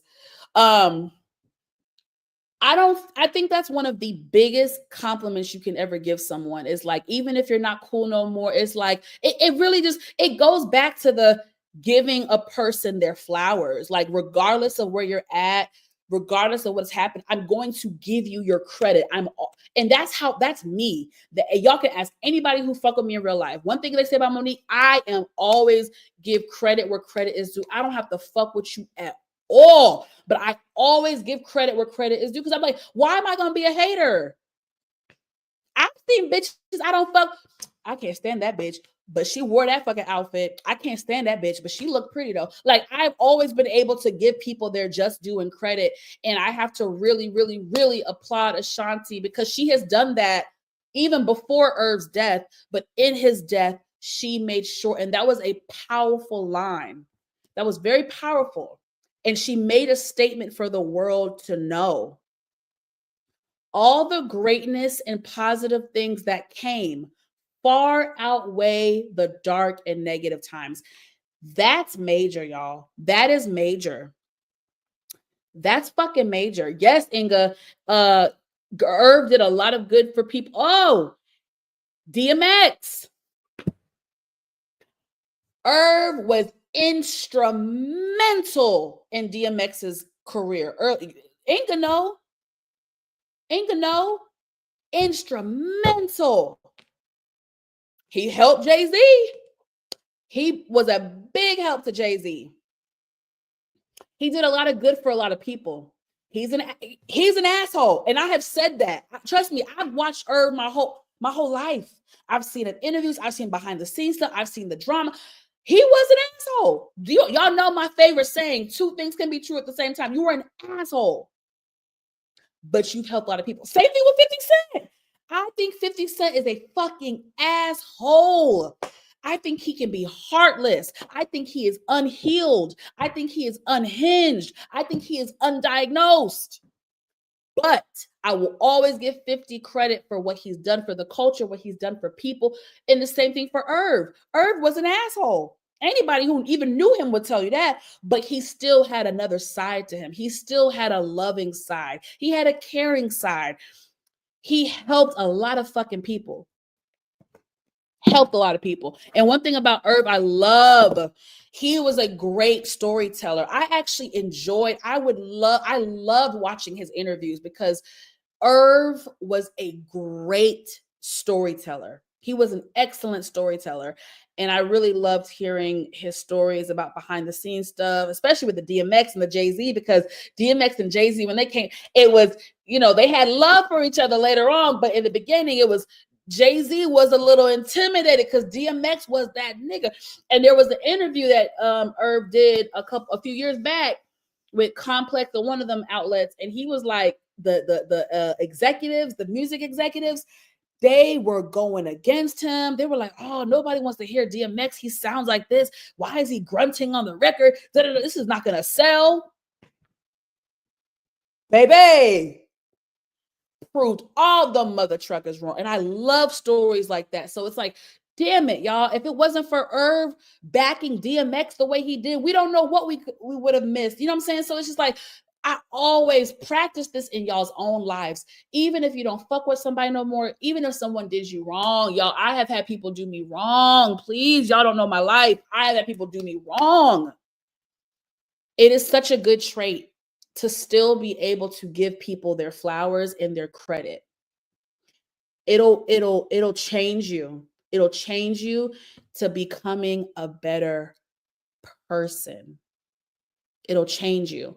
And again, shout out to Ashanti. Shout out to all the people in the industry that showed Irv love. I'm trying not to cry. Y'all know I'm very sentimental. I'm very empathetic, and I'm very sensitive to death. And it hurts. I didn't know him personally, but again, this is the empath in me. It sucks. I'm big into music. I'm big into entertainment, and we lost another person in our culture that really did a lot for Black entertainment, Black culture. Even the things that y'all don't even know about, things that I don't even know about behind the scenes. Irv was that guy. So rest in peace, Irv Gotti. I'm not even going to touch on what 50 Cent said about Irv. It's very distasteful. I want to end that segment on a high note. Let's move on to some petty. I think this is going to be the last topic. Y'all. I don't want to hear no comments about no male bashing. I fucking hate all that retarded ass rhetoric. It ain't male bashing. It ain't woman bashing. If a bitch do something shady, I'ma talk about it. If a ninja do something shady, I'ma talk about it. And whoever don't like it, don't like it. Okay? What am I talking about?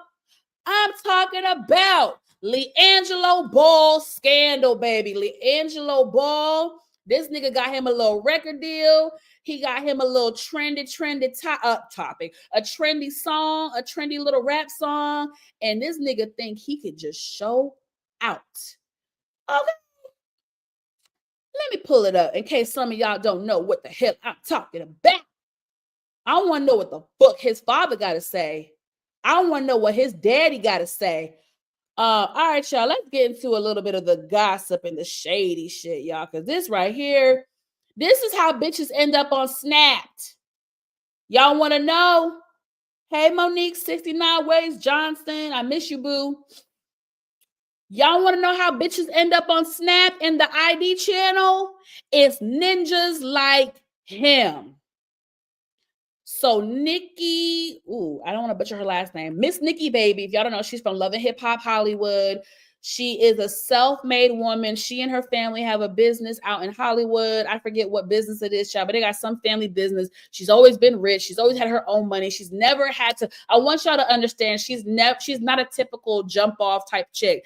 Nikki Baby has always had her own bread, always had her own finances, her own success. She's never had to depend on a man for shit. So it's not one of those situations. Okay. So Miss Nikki Baby claims that her baby daddy, LiAngelo Ball, allegedly got another woman pregnant and is leaving her to start a new family. He decided to walk out on his kids. I hope it was worth losing his family. Let's read, shall we? Miss Nikki Baby wrote, I see everyone has been sending me that, what's his name? LiAngelo was cheating on me. I want to clear this up and speak my truth.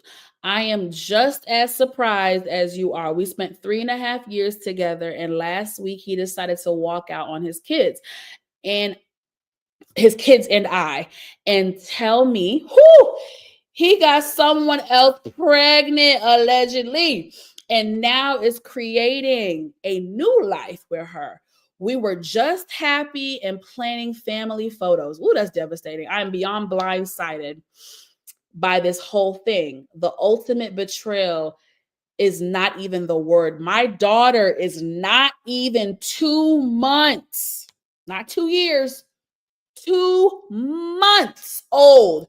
And I'm dealing with this, and postpartum depression is very hard. Please pray for me and my healing, because I will get through this. I have to be strong for my kids, but I have absolutely no words. Karma is real and God don't like ugly. I hope it was worth losing his family. So that, y'all, hit the internet streets yesterday, or 2 days ago, and it had still Saturday, and it had the internet buzzing. All the blogs picked it up, the YouTubers picked it up, y'all. It was a shit show. Yeah, Monique, her family is well-to-do. Exactly. So this ain't no normal jump off, trying to be a bitch, trying to get the money, it ain't that. She got her own bread. She thought she and the ninja were really in love, was gonna have a life together. He needed his ass whooped. And the thing is, I know for sure if she didn't just drop that baby 2 months ago, let me not speak certain things on the internet, because I'm not going to tell y'all my business. Not that when I say my business, I just mean like, let me tell y'all something, because y'all don't really know me. Some of y'all do know me on a personal level, but some of y'all really don't know me.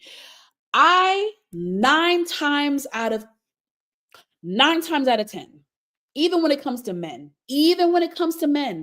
I am a very logical and reasonable person. My level of crash out when it comes to men, it don't even be like, it don't even be that. It don't even be that. I say that to say, if this was me, baby or not, postpartum or not,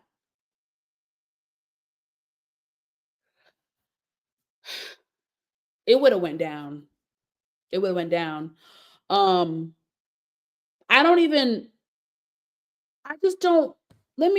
me continue. Let me just continue, because this is when we have to really just try empathy. I don't want to hear about men versus women, women versus men. I want us to practice being human beings. And let's practice some empathy. I'm going to try to teach y'all what has been taught to me and what's instilled in me. Some empathy. Take out gender, whatever. Human to human. Well, I got to bring up gender because this is about having children. Men don't really understand. Men, I understand that you've gone through most of your life and you haven't had to have the worries that women have had with our biological clocks, with our hormones, with periods, with fibroids, with cysts, with ovarian cancer, with ovarian cysts, with blood clots, you guys have had the luxury of navigating through life really not having to go to the doctor, not really having to go through stuff, not really having to worry about getting pregnant. When you get pregnant, your body and your hormones go through all types of things that you guys can't even imagine. When you deliver a child, your body goes through all types of emotions and hormones and chemically unbalanced things are happening. When you give birth, your mind is fucked up and your coochie is fucked up and your body is fucked up. This bitch is probably still bleeding. If I'm being vulgar, she's probably still fucking bleeding 2 months after having birth. She is fucked up. Mind you, the girl got a damn toddler. The first baby they had together, I don't even think he 1 years old. Is he 1.5? She has 2 under 2. She has 2 under 2. She can't even. Do y'all know what it's like having one kid, let alone 2? So she's chasing after one while breastfeeding the other one. And sometimes I be feeling like y'all hate women because to put a woman, y'all hate women. The same thing Tristan did to Chloe. The first time, no, this is many years ago. The first time Tristan Thompson cheated on Chloe, that bitch went into early labor. She was not due for another 2-3 weeks. That bitch went into labor the next day because of stress and hormones. I had to get that off my chest because I just don't think y'all understand how heartless, how heartless and evil some of y'all's actions are. Yeah, he's young and she should have known. Yeah, but you have to be heartless not to. Hello. She just gave birth 2 months. They just don't understand. They will never really understand. It's very.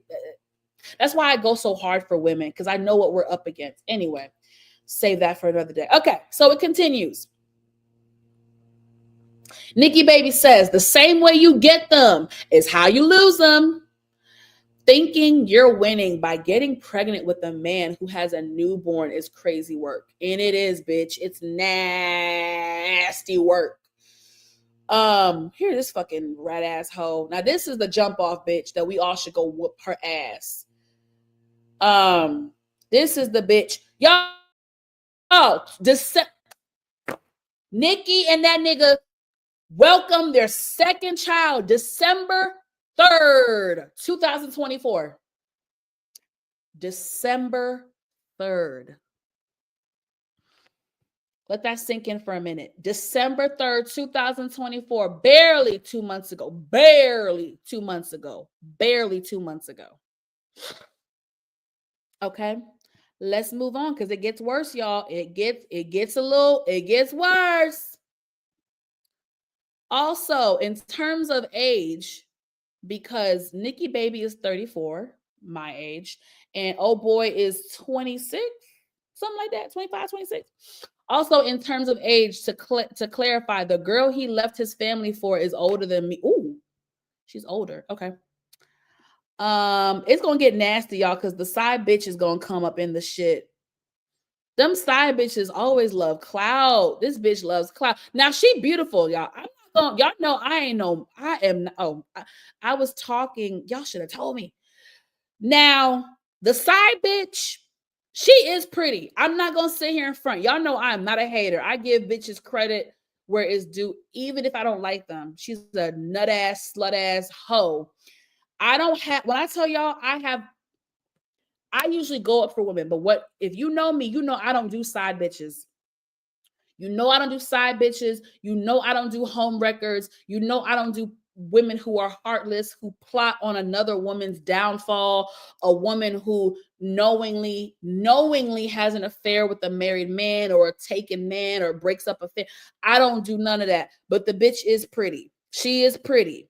So here she is yapping her mouth. You can always tell the nut ass, slut ass bitch because they get on the internet and they run their freaking mouth. She wants clout. And if anybody can't see that, you're blind. So the side bitch went on the internet and was like, oh, victim on the internet. One, people move on, things change. Yes, it may not be updated or addressed to the internet because it's not for y'all. People have private lives. We have real lives out here. You don't know what's going on. So everybody coming for me and trying to slut shame me and woman shame me, and I'm so sick of that narrative. Like, y'all so quick to blame the woman.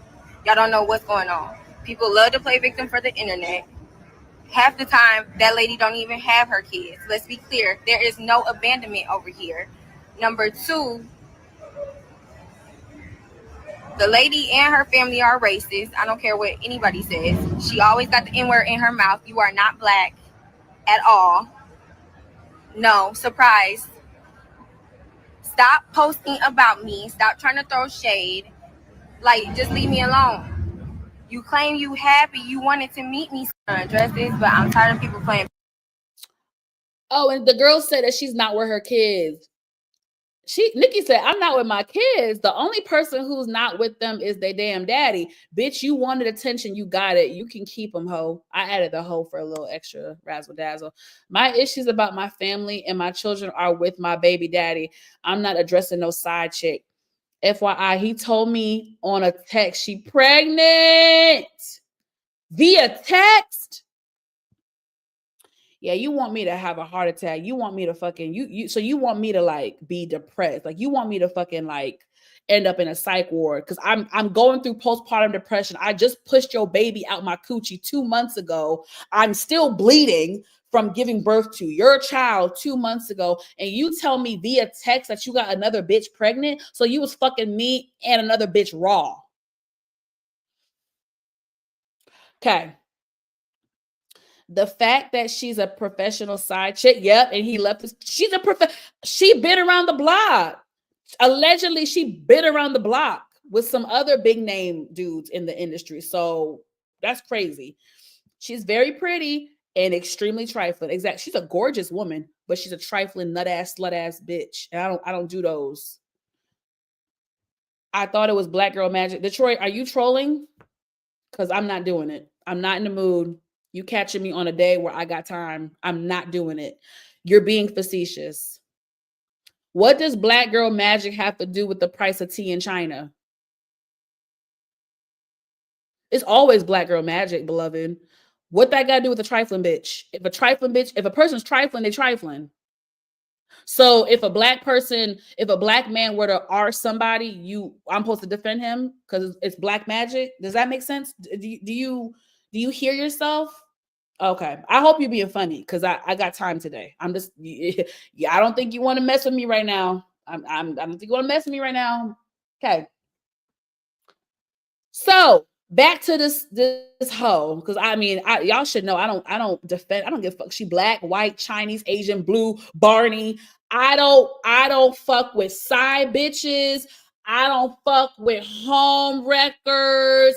I don't fuck with none of that. I ain't a hoe. I don't do none of that. So please. Okay, if it was Black Girl Magic, why are you calling me a black? Because I don't care about that, Detroit. You're not going to hurt my feelings by that, baby. I don't care about that. Two things can be true at the same time. Whatever you want to call it, you can call it. I curse. I curse like a sailor. I say the B word. When I talk to my homie, I'm like, hey, bitch. I do all of that. I say the B word. I don't give a fuck about none of that. I don't care. I don't care if it fits your narrative or society's narrative. I don't give a fuck. I call niggas niggas and bitches bitches. That's how I talk. It don't got nothing to do with the price of tea in China. I still love black women. I still support black women. I love black men. I call them niggas. I still love black men. I don't care. So I don't care about none of that. I'm not Louis Farrakhan. I don't give a fuck about. I'm calling her a bitch. Me, I can because I got a vagina. Anyway, y'all, please don't get me riled up tonight. Nothing magic about. Yeah, there's nothing magic about a fucking well-known jump off hooker hoe ass bitch who is fucking up someone else's life and family. Y'all got me fucked up. Y'all, please, y'all always trying to rationalize some shit. But if it was a nigga fucking yo bitch, if a nigga fucked yo bitch, he would be all types of something, right? Okay. That's not right. I don't like to hear black women calling. I don't give a shit. I don't care. I never knew you cared that deeply about black women using the calling other women bitch. I personally never knew you felt that way. So if I've offended you, I apologize. And I will just, on a professional note, if there's anybody who's new to my channel who isn't used to how I talk or my profanity, I do apologize if it offends you. I'm not changing. So all I can do is say, if I do offend you at any point, you can just click off. I'm not trying to be facetious. I'm being genuine. I do talk a certain way. This is how I talk in real life. I curse like a sailor in real life. So if me saying bitch and ninja and if that offends you, I do apologize. And you, my brother, you are definitely warranted to how you feel, but I'm not changing it. That's just how I talk. I don't, that's just me. He said he don't like, I don't care. I'm sorry. But I didn't know that about you, Detroit. So, I mean, I respect you. I wish I could be a better person like you, but there's just certain words I'm never going to stop saying the B word, and I'm never going to stop saying the N word, and I'm never going to stop calling bitches hoes. If I feel like it's never going away. They all seem like trash. Looks are deceiving. I have more insight on who Nikki is as a person because I watched her for many, to an extent. I don't know her in real life, but she was on TV for like 8 years. So collectively for 8 years, I feel like she was a decent girl. She really kind of like laid low. She had a little bit of drama on Love and Hip Hop, but besides the couple first seasons, she really kind of laid low. She was loyal to the people who she was friends with. She was a businesswoman. She seemed very level-headed, reasonable. She wasn't no jump off. She was a really cool chick. So I'm gonna side with her because she was the woman, right? No, she wasn't the wife. Ladies, this is why we have to, listen, Nikki, even though she's a victim in the situation, there's lessons to be learned. There are lessons to be learned. And I don't want anyone on my channel to be offended by this because my mother was a single mother. I have friends that are single mothers, and everyone has a story, and I have seen things and I have heard things, and please hear what I say. I do not mean any harm, and it's coming from a loving place. Black community, Black people, we have got to stop normalizing the baby mama, baby daddy culture. I'm not judging. I don't think I'm better than anybody. This is not coming from a place of judgment. This is not coming from a place of being mean-spirited. I want us to do better and be better. Black people in the Black community, don't use this time to talk about what Tom, Dick, Harry, Susan is doing in no other fucking community. I don't give a goddamn. I'm talking about the Black community right now. I don't want to hear about what the Hispanics and I don't want to hear it. So don't write it in the chat because some of y'all piss me off with that. I'm talking to Black people because I care about everybody, but I care more about Black people. Black women, the same way Black men have been taught since the beginning of time to not get no chick pregnant and be careful who they stick in they DICK in. You need to protect your womb. Ladies, protect your womb. The same way there are some women who try to trap men, I promise you on God's green earth, there are certain, I said certain, did I say all men? I did not say all men. Certain men who also want to trap women. Protect your womb. Now, Nikki, baby, while I feel bad for you, while my heart aches for you as a woman, as a mother, I'm so sorry you're going through this publicly. But this is where we got to do some self-reflection, beloved. You're 34. Y'all been together 3.5 years. I'm not good at math. If I do my math correctly, when Nikki and him started dating, he was 23 years old. 23. I think there's a 7 or 8 year. Is it? Y'all know I'm not fucking good at math.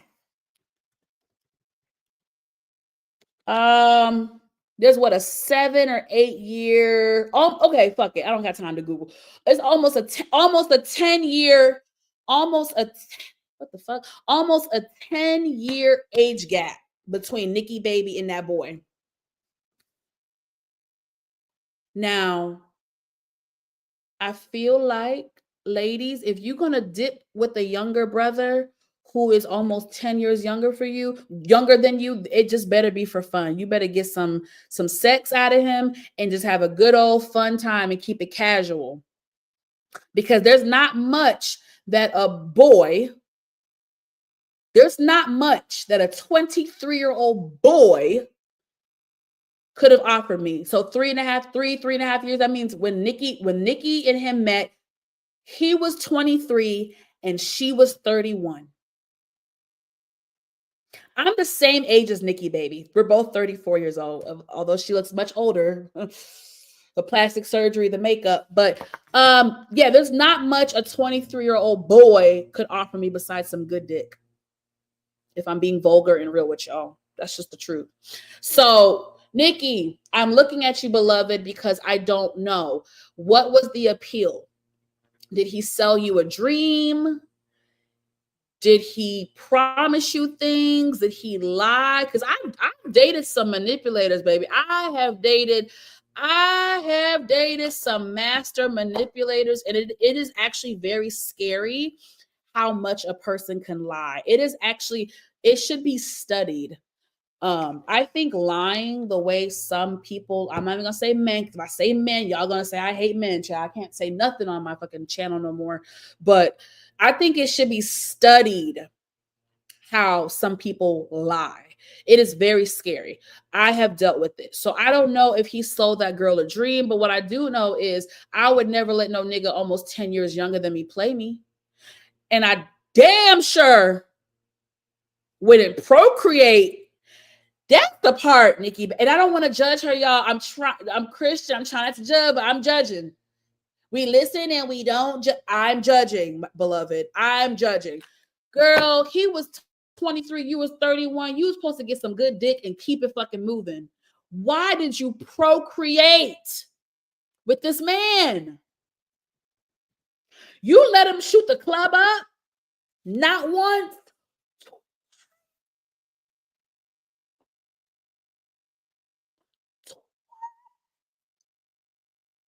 Back to back.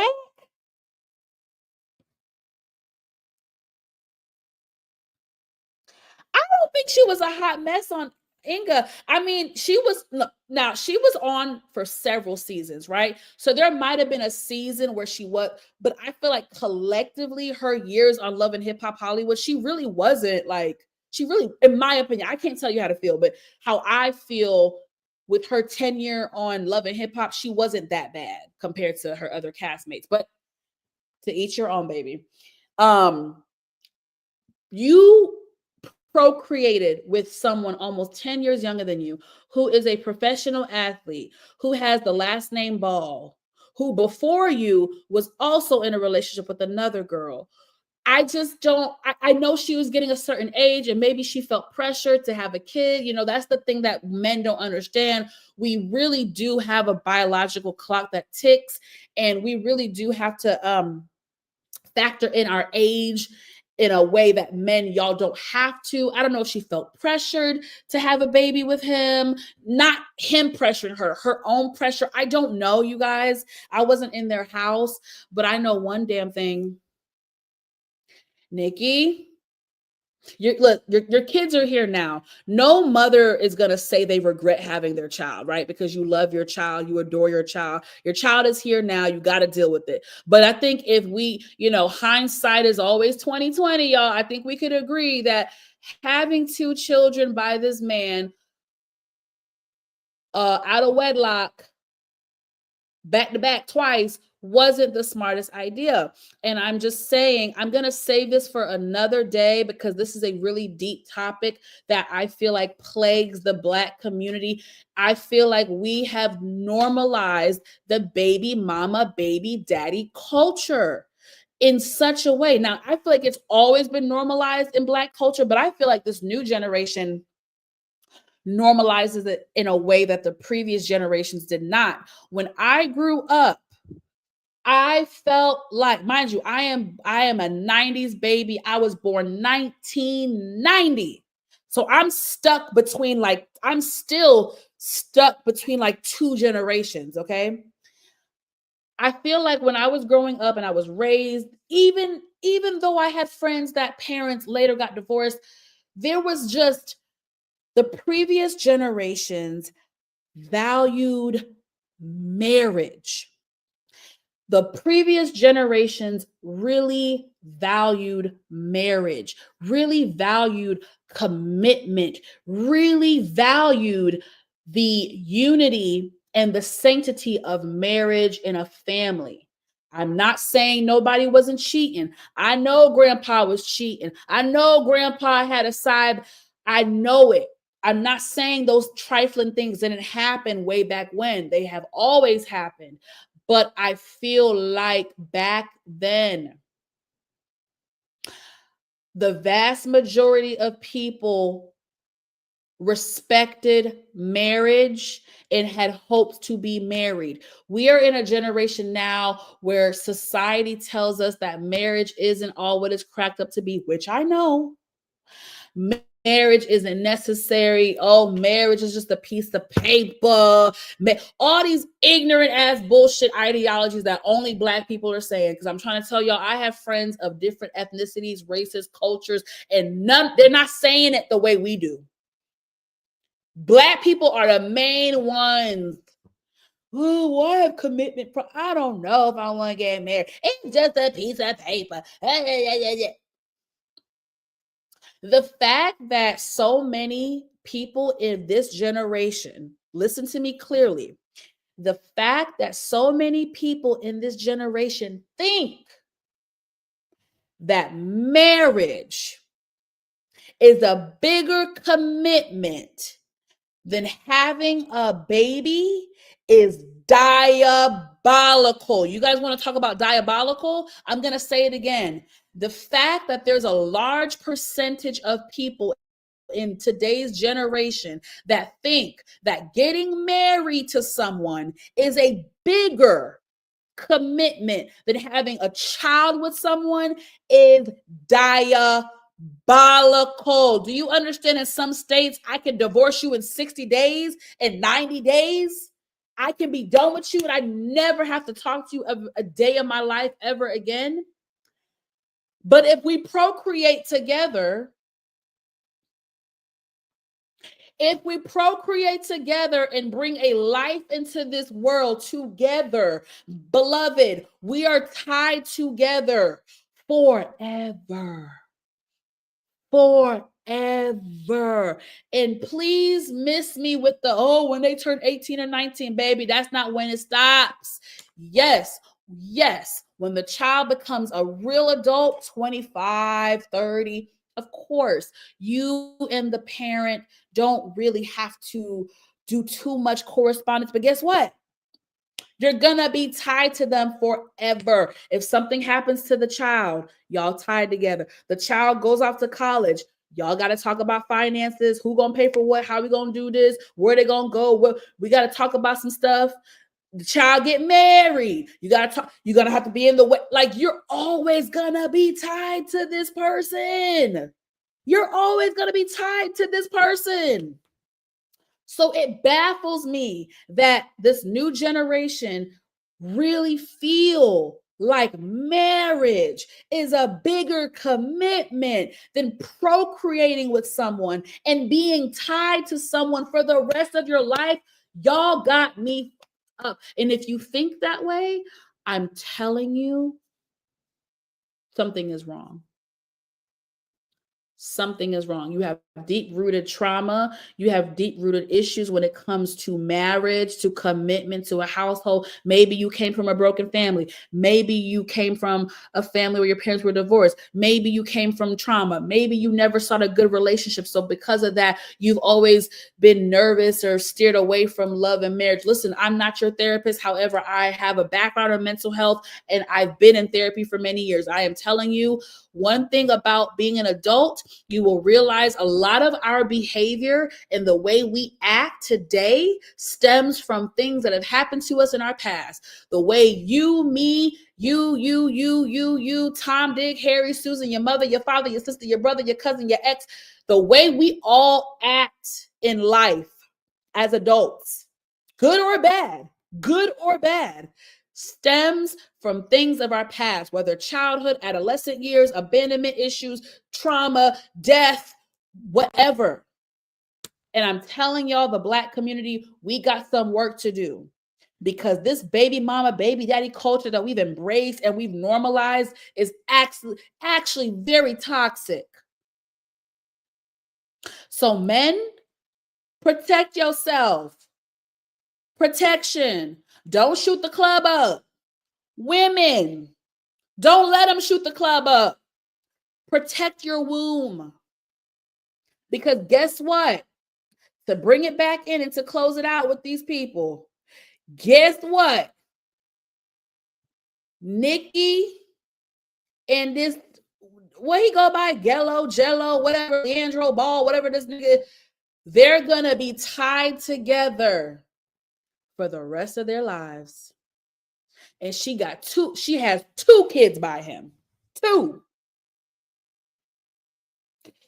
Exactly, Tamika. I didn't know about the age gap. It makes sense to me now. Yeah, really, really, really bad.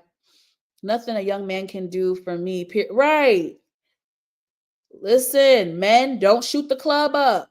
Women, don't let them shoot the club up. Women, protect your womb. Men, protect your seed. I agree with Black women need to protect their seed and stay away. Absolutely, sir. I mean, like I said, y'all just, I try to be fair and some of y'all receive it and some of y'all don't. Men, protect your seed. Please protect your seed. Women, protect your womb. They're tied together now forever. Can you imagine being tied to a man who left you 2 months postpartum to go be with a side bitch and maybe allegedly got her pregnant and publicly embarrassed you and caused you all time? Now, if she ended up in a psych ward, but y'all would.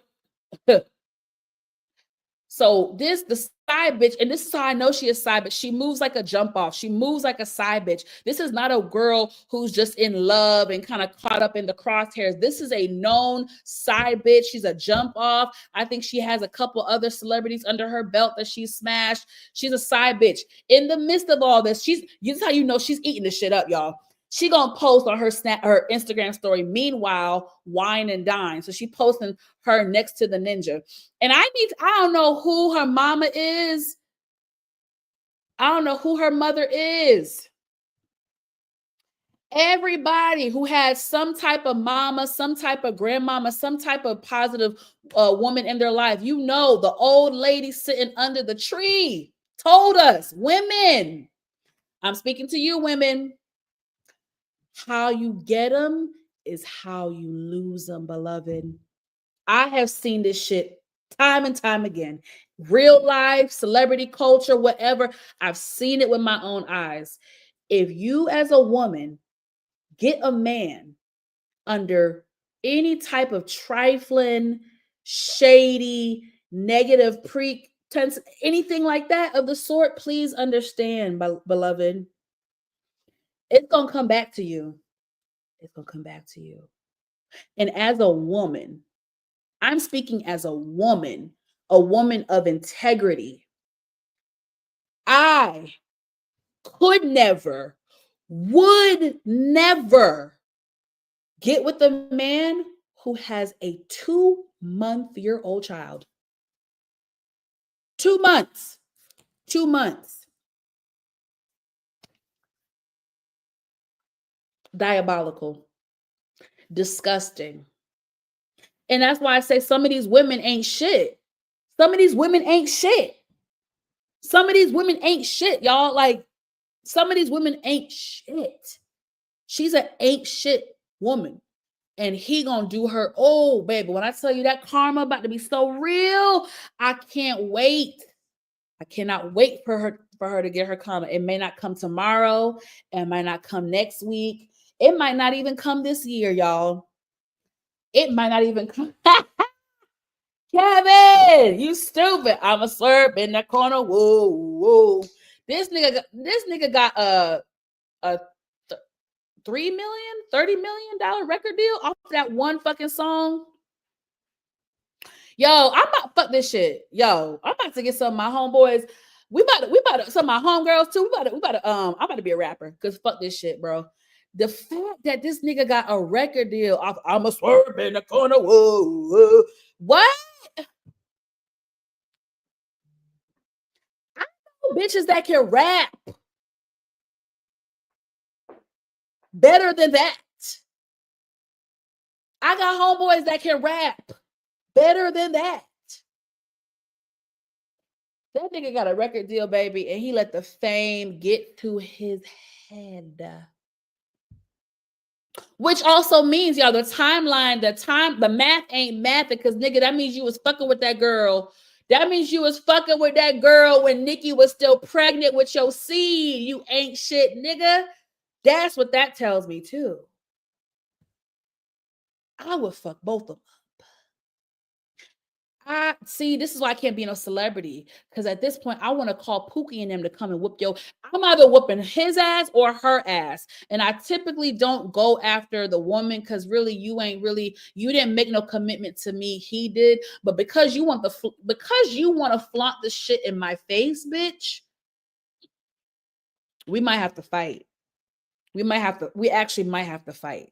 Because you want to be a bitch about it. You want to flaunt it in my face. And you going to tell me I don't take care of my kids? Oh,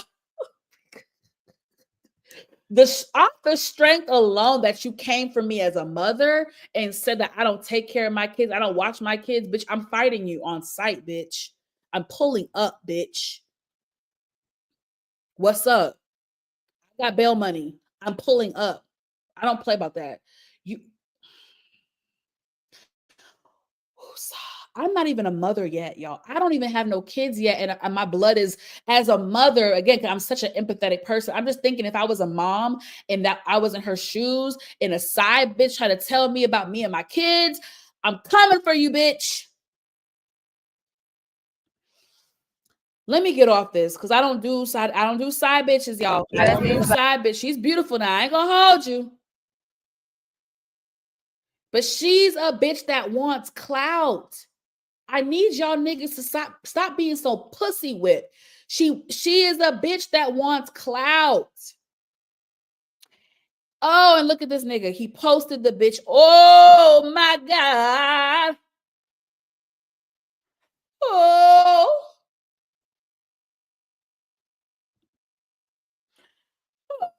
Oh my God. Hey. He posted the bitch. Yo. Karma.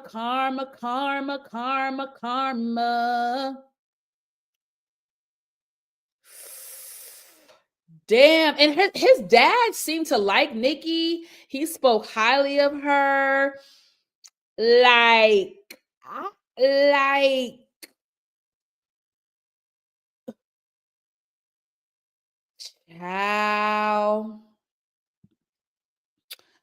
Child, y'all probably would have had to bail me out of jail. Y'all probably would have had to bail me out of jail. Let me tell you, when karma gets them, LiAngelo Ball and Rashida Nicole. Why she got my middle name, bitch? When karma come and get y'all, when karma come and get the two of y'all, we all gonna be dancing, bitch. Cause we don't see it for not none of y'all, bitch. And LiAngelo, you a dumb nigga because you just signed a record deal, beloved. You about to lose your female base. Now, there's always gonna be a chick that's gonna support a toxic. There's gonna be chicks that still like him, still support him, still want to sleep with him. But I'm gonna tell you, there's gonna be a lot of women who's no longer gonna support him because of this shit. And Rashida, Miss Rashida girl, you gonna get your little 15 minutes of fame and he gonna toss you to the side, beloved. And I don't even think your bitch ass is pregnant, hoe. I don't even think you pregnant, hoe. And if you is, bitch, you better pray. You better pray. Because my mama used to tell me, I don't know if it's in the Bible or if it's some old wise tale or some Jamaican shit, because, you know, she's Jamaican. I don't know where she got it from, but she said in life, sometimes the karma that you receive don't even come to you. It comes to your children.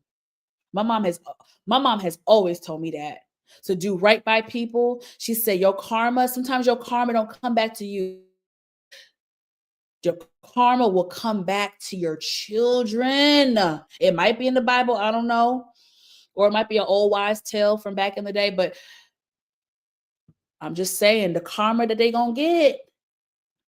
Y'all pray for Nicki baby, because as a woman who I've had my own issues health-wise, reproductive, I have gone through things. I have shared some of it with you guys. I have gone through things. I've had hormonal issues. I have gone through things. So I can only imagine a woman who just gave birth, who is still going through postpartum depression, who's probably still bleeding, who's probably still, her mind and thoughts and her emotions are haywired. Her body is not even back. The fact that you did this to her and she just gave birth to your child, you're the devil. You're the devil. And you, bitch, any bitch that relishes in another woman's pain, there's a special place in hell. There's a special place in hell for any woman that relishes in another woman's pain that you caused, that you played a part in, that you had a hand in. There's a special place in hell, bitch. And I don't feel no ways tired about it. When your karma come, baby girl, when your karma come, baby girl, I ain't gonna feel no ways tired about it. I ain't gonna feel no ways tired about it. Okay. Yes, Shayna Boo, her mama may have been a side piece. Yeah, I be seeing it. Sometimes being a hoe sometimes is genetics. Y'all, sometimes being a hoe is genetics, y'all. I'm a swerve in the corner. Whoa. Damn, I can't even support that nigga song no more. Damn, that's my song. I'm a swerve. Okay, these chicks more concerned about carrots than Okay, PG with a little bar, with a little 1-2, sis. These chicks are more concerned about carrots and diamonds than character. What are y'all gonna understand that you're Oh God, can we bring back having like good character and integrity? That's why I feel like I'm just in the wrong generation, but it's like I'm like stuck between two generations, really 2 or 3 generations now.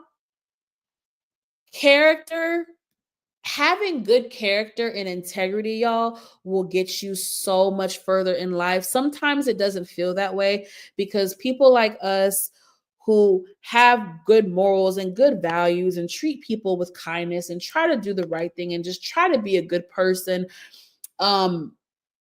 it feels like it doesn't do us any good. And I'm gonna be very candid. I'm going to be very, very candid with the statement that I'm going to make. I'm going to be very candid with y'all. I feel like when I look at my life, and I said this to a friend recently, being the person that I am, being a good person, being a kind person, an empathetic person, has done me good in life, personally and professionally. However, being the woman that I am, being kind hearted, being an empath, being sweet, being nice, has caused me a lot of pain and hurt when it comes to love. Sometimes I feel like a lot of men say in theory they want a good woman, a nice, wholesome, like wholehearted, just kind, loving, enduring.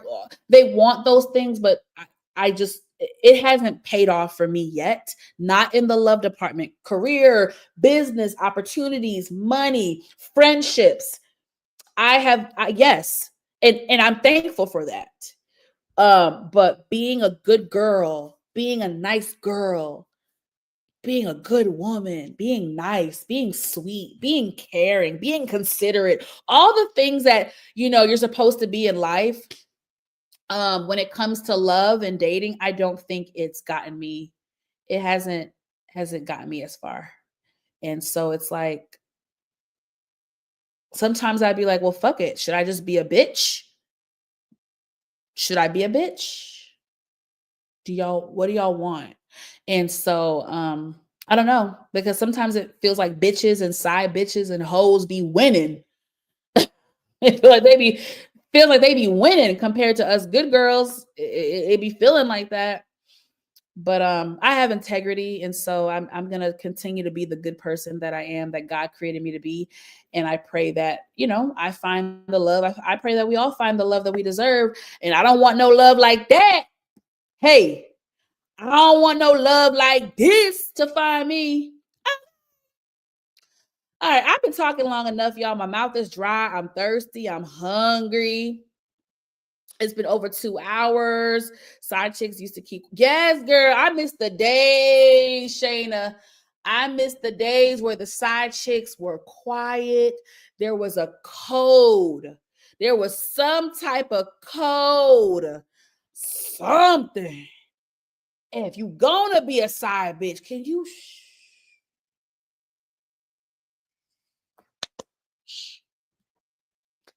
Now the side bitches want to get clout. They want their little 15 minutes of fame. They want to be on the blogs. Sorry. They want to be all up in the videos, all in the forefront, all in the videos, dancing.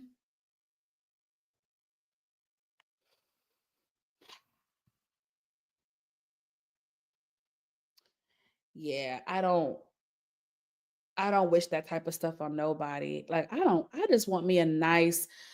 I swear, y'all, as you get older, your wants and needs in a partner change. I used to date I've dated I've dated all types of men. Baby, I have dated all types of men. I dated all types of men. And I feel like to settle down, I just want a nice man, who is a nice person, a man of, first of all, a man of God, a man of integrity, a man of character. He don't gotta be in all the hoopla. I want me a boring man. I want me a man who's just boring, goes to work, plays video games, goes out with his boys a couple times a month. Don't gotta be all on the scene with the gangster lean. Not heavy on social. Oh, those be the best ones, and they be so hard to find. I don't want no nigga like this. The LiAngelo, whatever that nigga name is. I don't want no nigga like him. Showy. Always want to be on the scene. Always want to be in the music videos, dancing. I don't want no ninja like that. I want me a nice, wholesome man. It's a man who got all the whole. That's why I'm dating older men, because I need a man who got the whole out of his. I don't want no hoes. I want you to just fuck all the bitches you can fuck. Get that out your system, beloved. I need you to calm down. Once you get to Momo, I want you to get all that whole phase out your system. I want you to be able to come home. Let me cook for you. Let me clean for you. Let me rub your feet. Let me love on you. Get that whole phase out your system, brother. Please. Ladies, pick wisely. Men, pick wisely. Men, protect your seed. Women, protect your womb. It definitely feels like that, but they're not winning behind closed doors. You're right, beloved. You're right, Shayna. It just be feeling, men can relate because, men always get that, good guys finish last. Well, honestly, a lot of us women feel that same way too. We feeling the same. Oh, y'all, my foot fell asleep. Ooh, my foot hasn't fallen asleep in a long time. Yeah, it just be feeling like the same thing men face, like the good guys finish last. I feel like the good women be, finishing last too. That shit suck. Smoky voice, give her 3.5 months, maybe 4. She'll be on the internet crying, right? You know it, PG. You know it. You lost me with rubbing the feet. Okay, I don't like feet, but if you have pretty, okay, I have a thing. It's not okay. It's not a fetish, but I like pretty feet. So my older sister, she has beautiful feet. Beautiful feet. So I don't mind, like, if we're laying on the couch next to each other, I'd be like, oh, put your leg on, me, because like the couch be small. Whatever. I'm giving y'all too much of my life, but whatever, sibling shit. Her feet are so beautiful. I feel like if she ever asked me to give her a foot massage, I would not mind, because her feet are so pretty. But men don't typically have pretty feet. So you right, Shayna. I would give my man a foot massage as long as he keeps his socks on. If my man keeps his socks on his feet, I give good massages. So I would massage his feet if he kept his socks on, but I'm not really a feet person. But if you have pretty feet, I like pretty feet. Now I see why people were paying for OnlyFans, because like, I feel like if you have pretty feet, like, you really should capitalize off of that, because everyone does not have pretty feet. Like, my feet are not pretty. They're not ugly. Ooh, they're not. My feet are not ugly, but they're just like your average looking feet. You know what I'm saying? They're not like pretty. You know what I'm saying? All right, y'all. I've been talking too long. I have fun though, y'all. This is therapeutic for me. This is my way of just getting my shit out. This is so therapeutic. I had so much fun. So, word on the street is the Raising Canaan trailer is dropping tomorrow. Hey, Raising Canaan, dropping tomorrow. Hey, Raising Canaan. Y'all know Raising Canaan is my favorite Power spinoff, baby. So, if that is true, you will see me tomorrow. Now I'm going to my nose. I'm probably going to upload a video. I gotta start doing more uploads because YouTube algorithm shit. I need to do more uploads. So I'm probably gonna drop an upload mañana because I really want to get an authentic reaction from me. I want y'all to see my authentic reaction from the trailer. So I'm committing to myself that yes, if they drop the trailer tomorrow for Raising Canaan, I'm going to upload a video tomorrow. Tomorrow. Okay. I'm so excited, y'all. First of all, thank y'all. It's been 2.5 hours. Let me get the hell up out of here. Before I go, please, baby, like the video, hunty. Subscribe. If you are new to my channel, subscribe and hit that notification bell. That way you will be notified whenever I drop new content, honey. We're trying to grow this year, you guys. Say it with me, growth. Hit that like button, y'all. Replay crew. If you guys are seeing this later, if you weren't able to catch the live and you're watching this later, please hit the like button. Please comment. Please interact with me. Give me your commentary. Even if your opinion is different than mine, we can talk about it and chat about it in the comment section. I appreciate every single person who tuned in tonight. I know this was kind of last minute. I posted it on my channel like 2-3 hours ago, but some of y'all didn't see it. Thank you to every single person that came in, that tuned in, even if you could only stop by for a few minutes. I appreciate it. I do hope that y'all watch the video later, because I do feel like this was a really fun video tonight.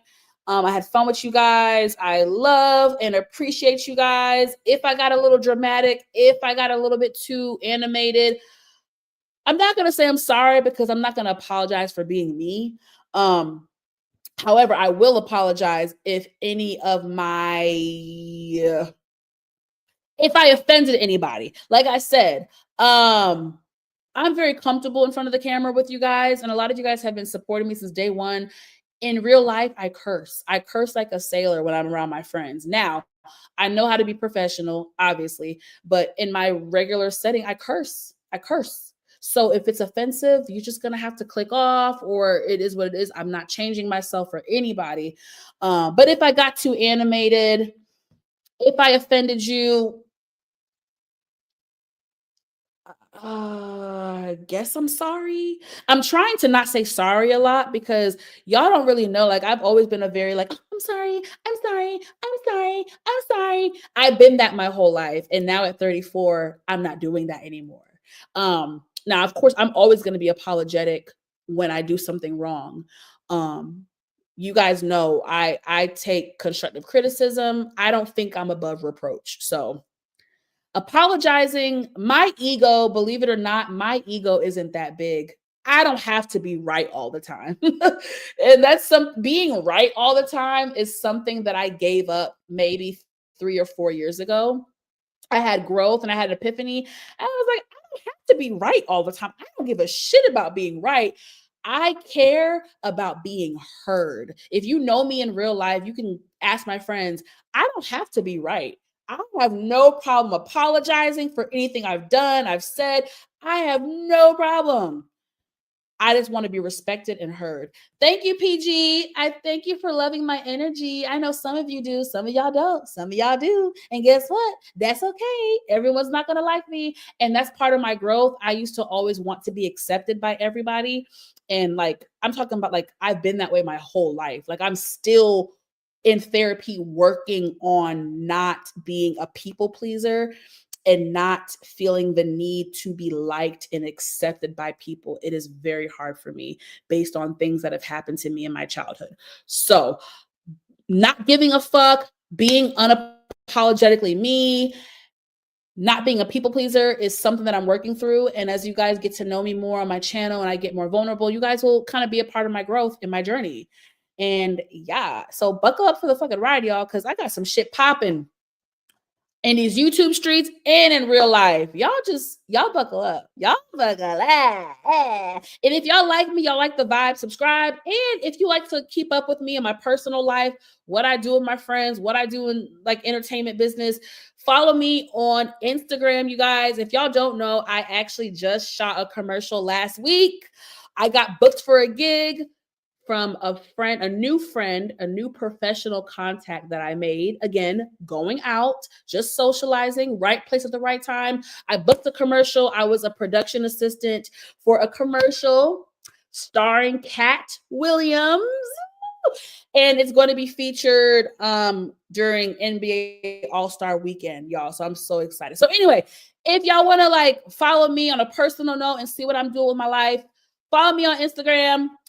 I'm out of here. I'm going to drop a video tomorrow, Raising Canaan. Love y'all. Y'all be safe. God bless. Good night.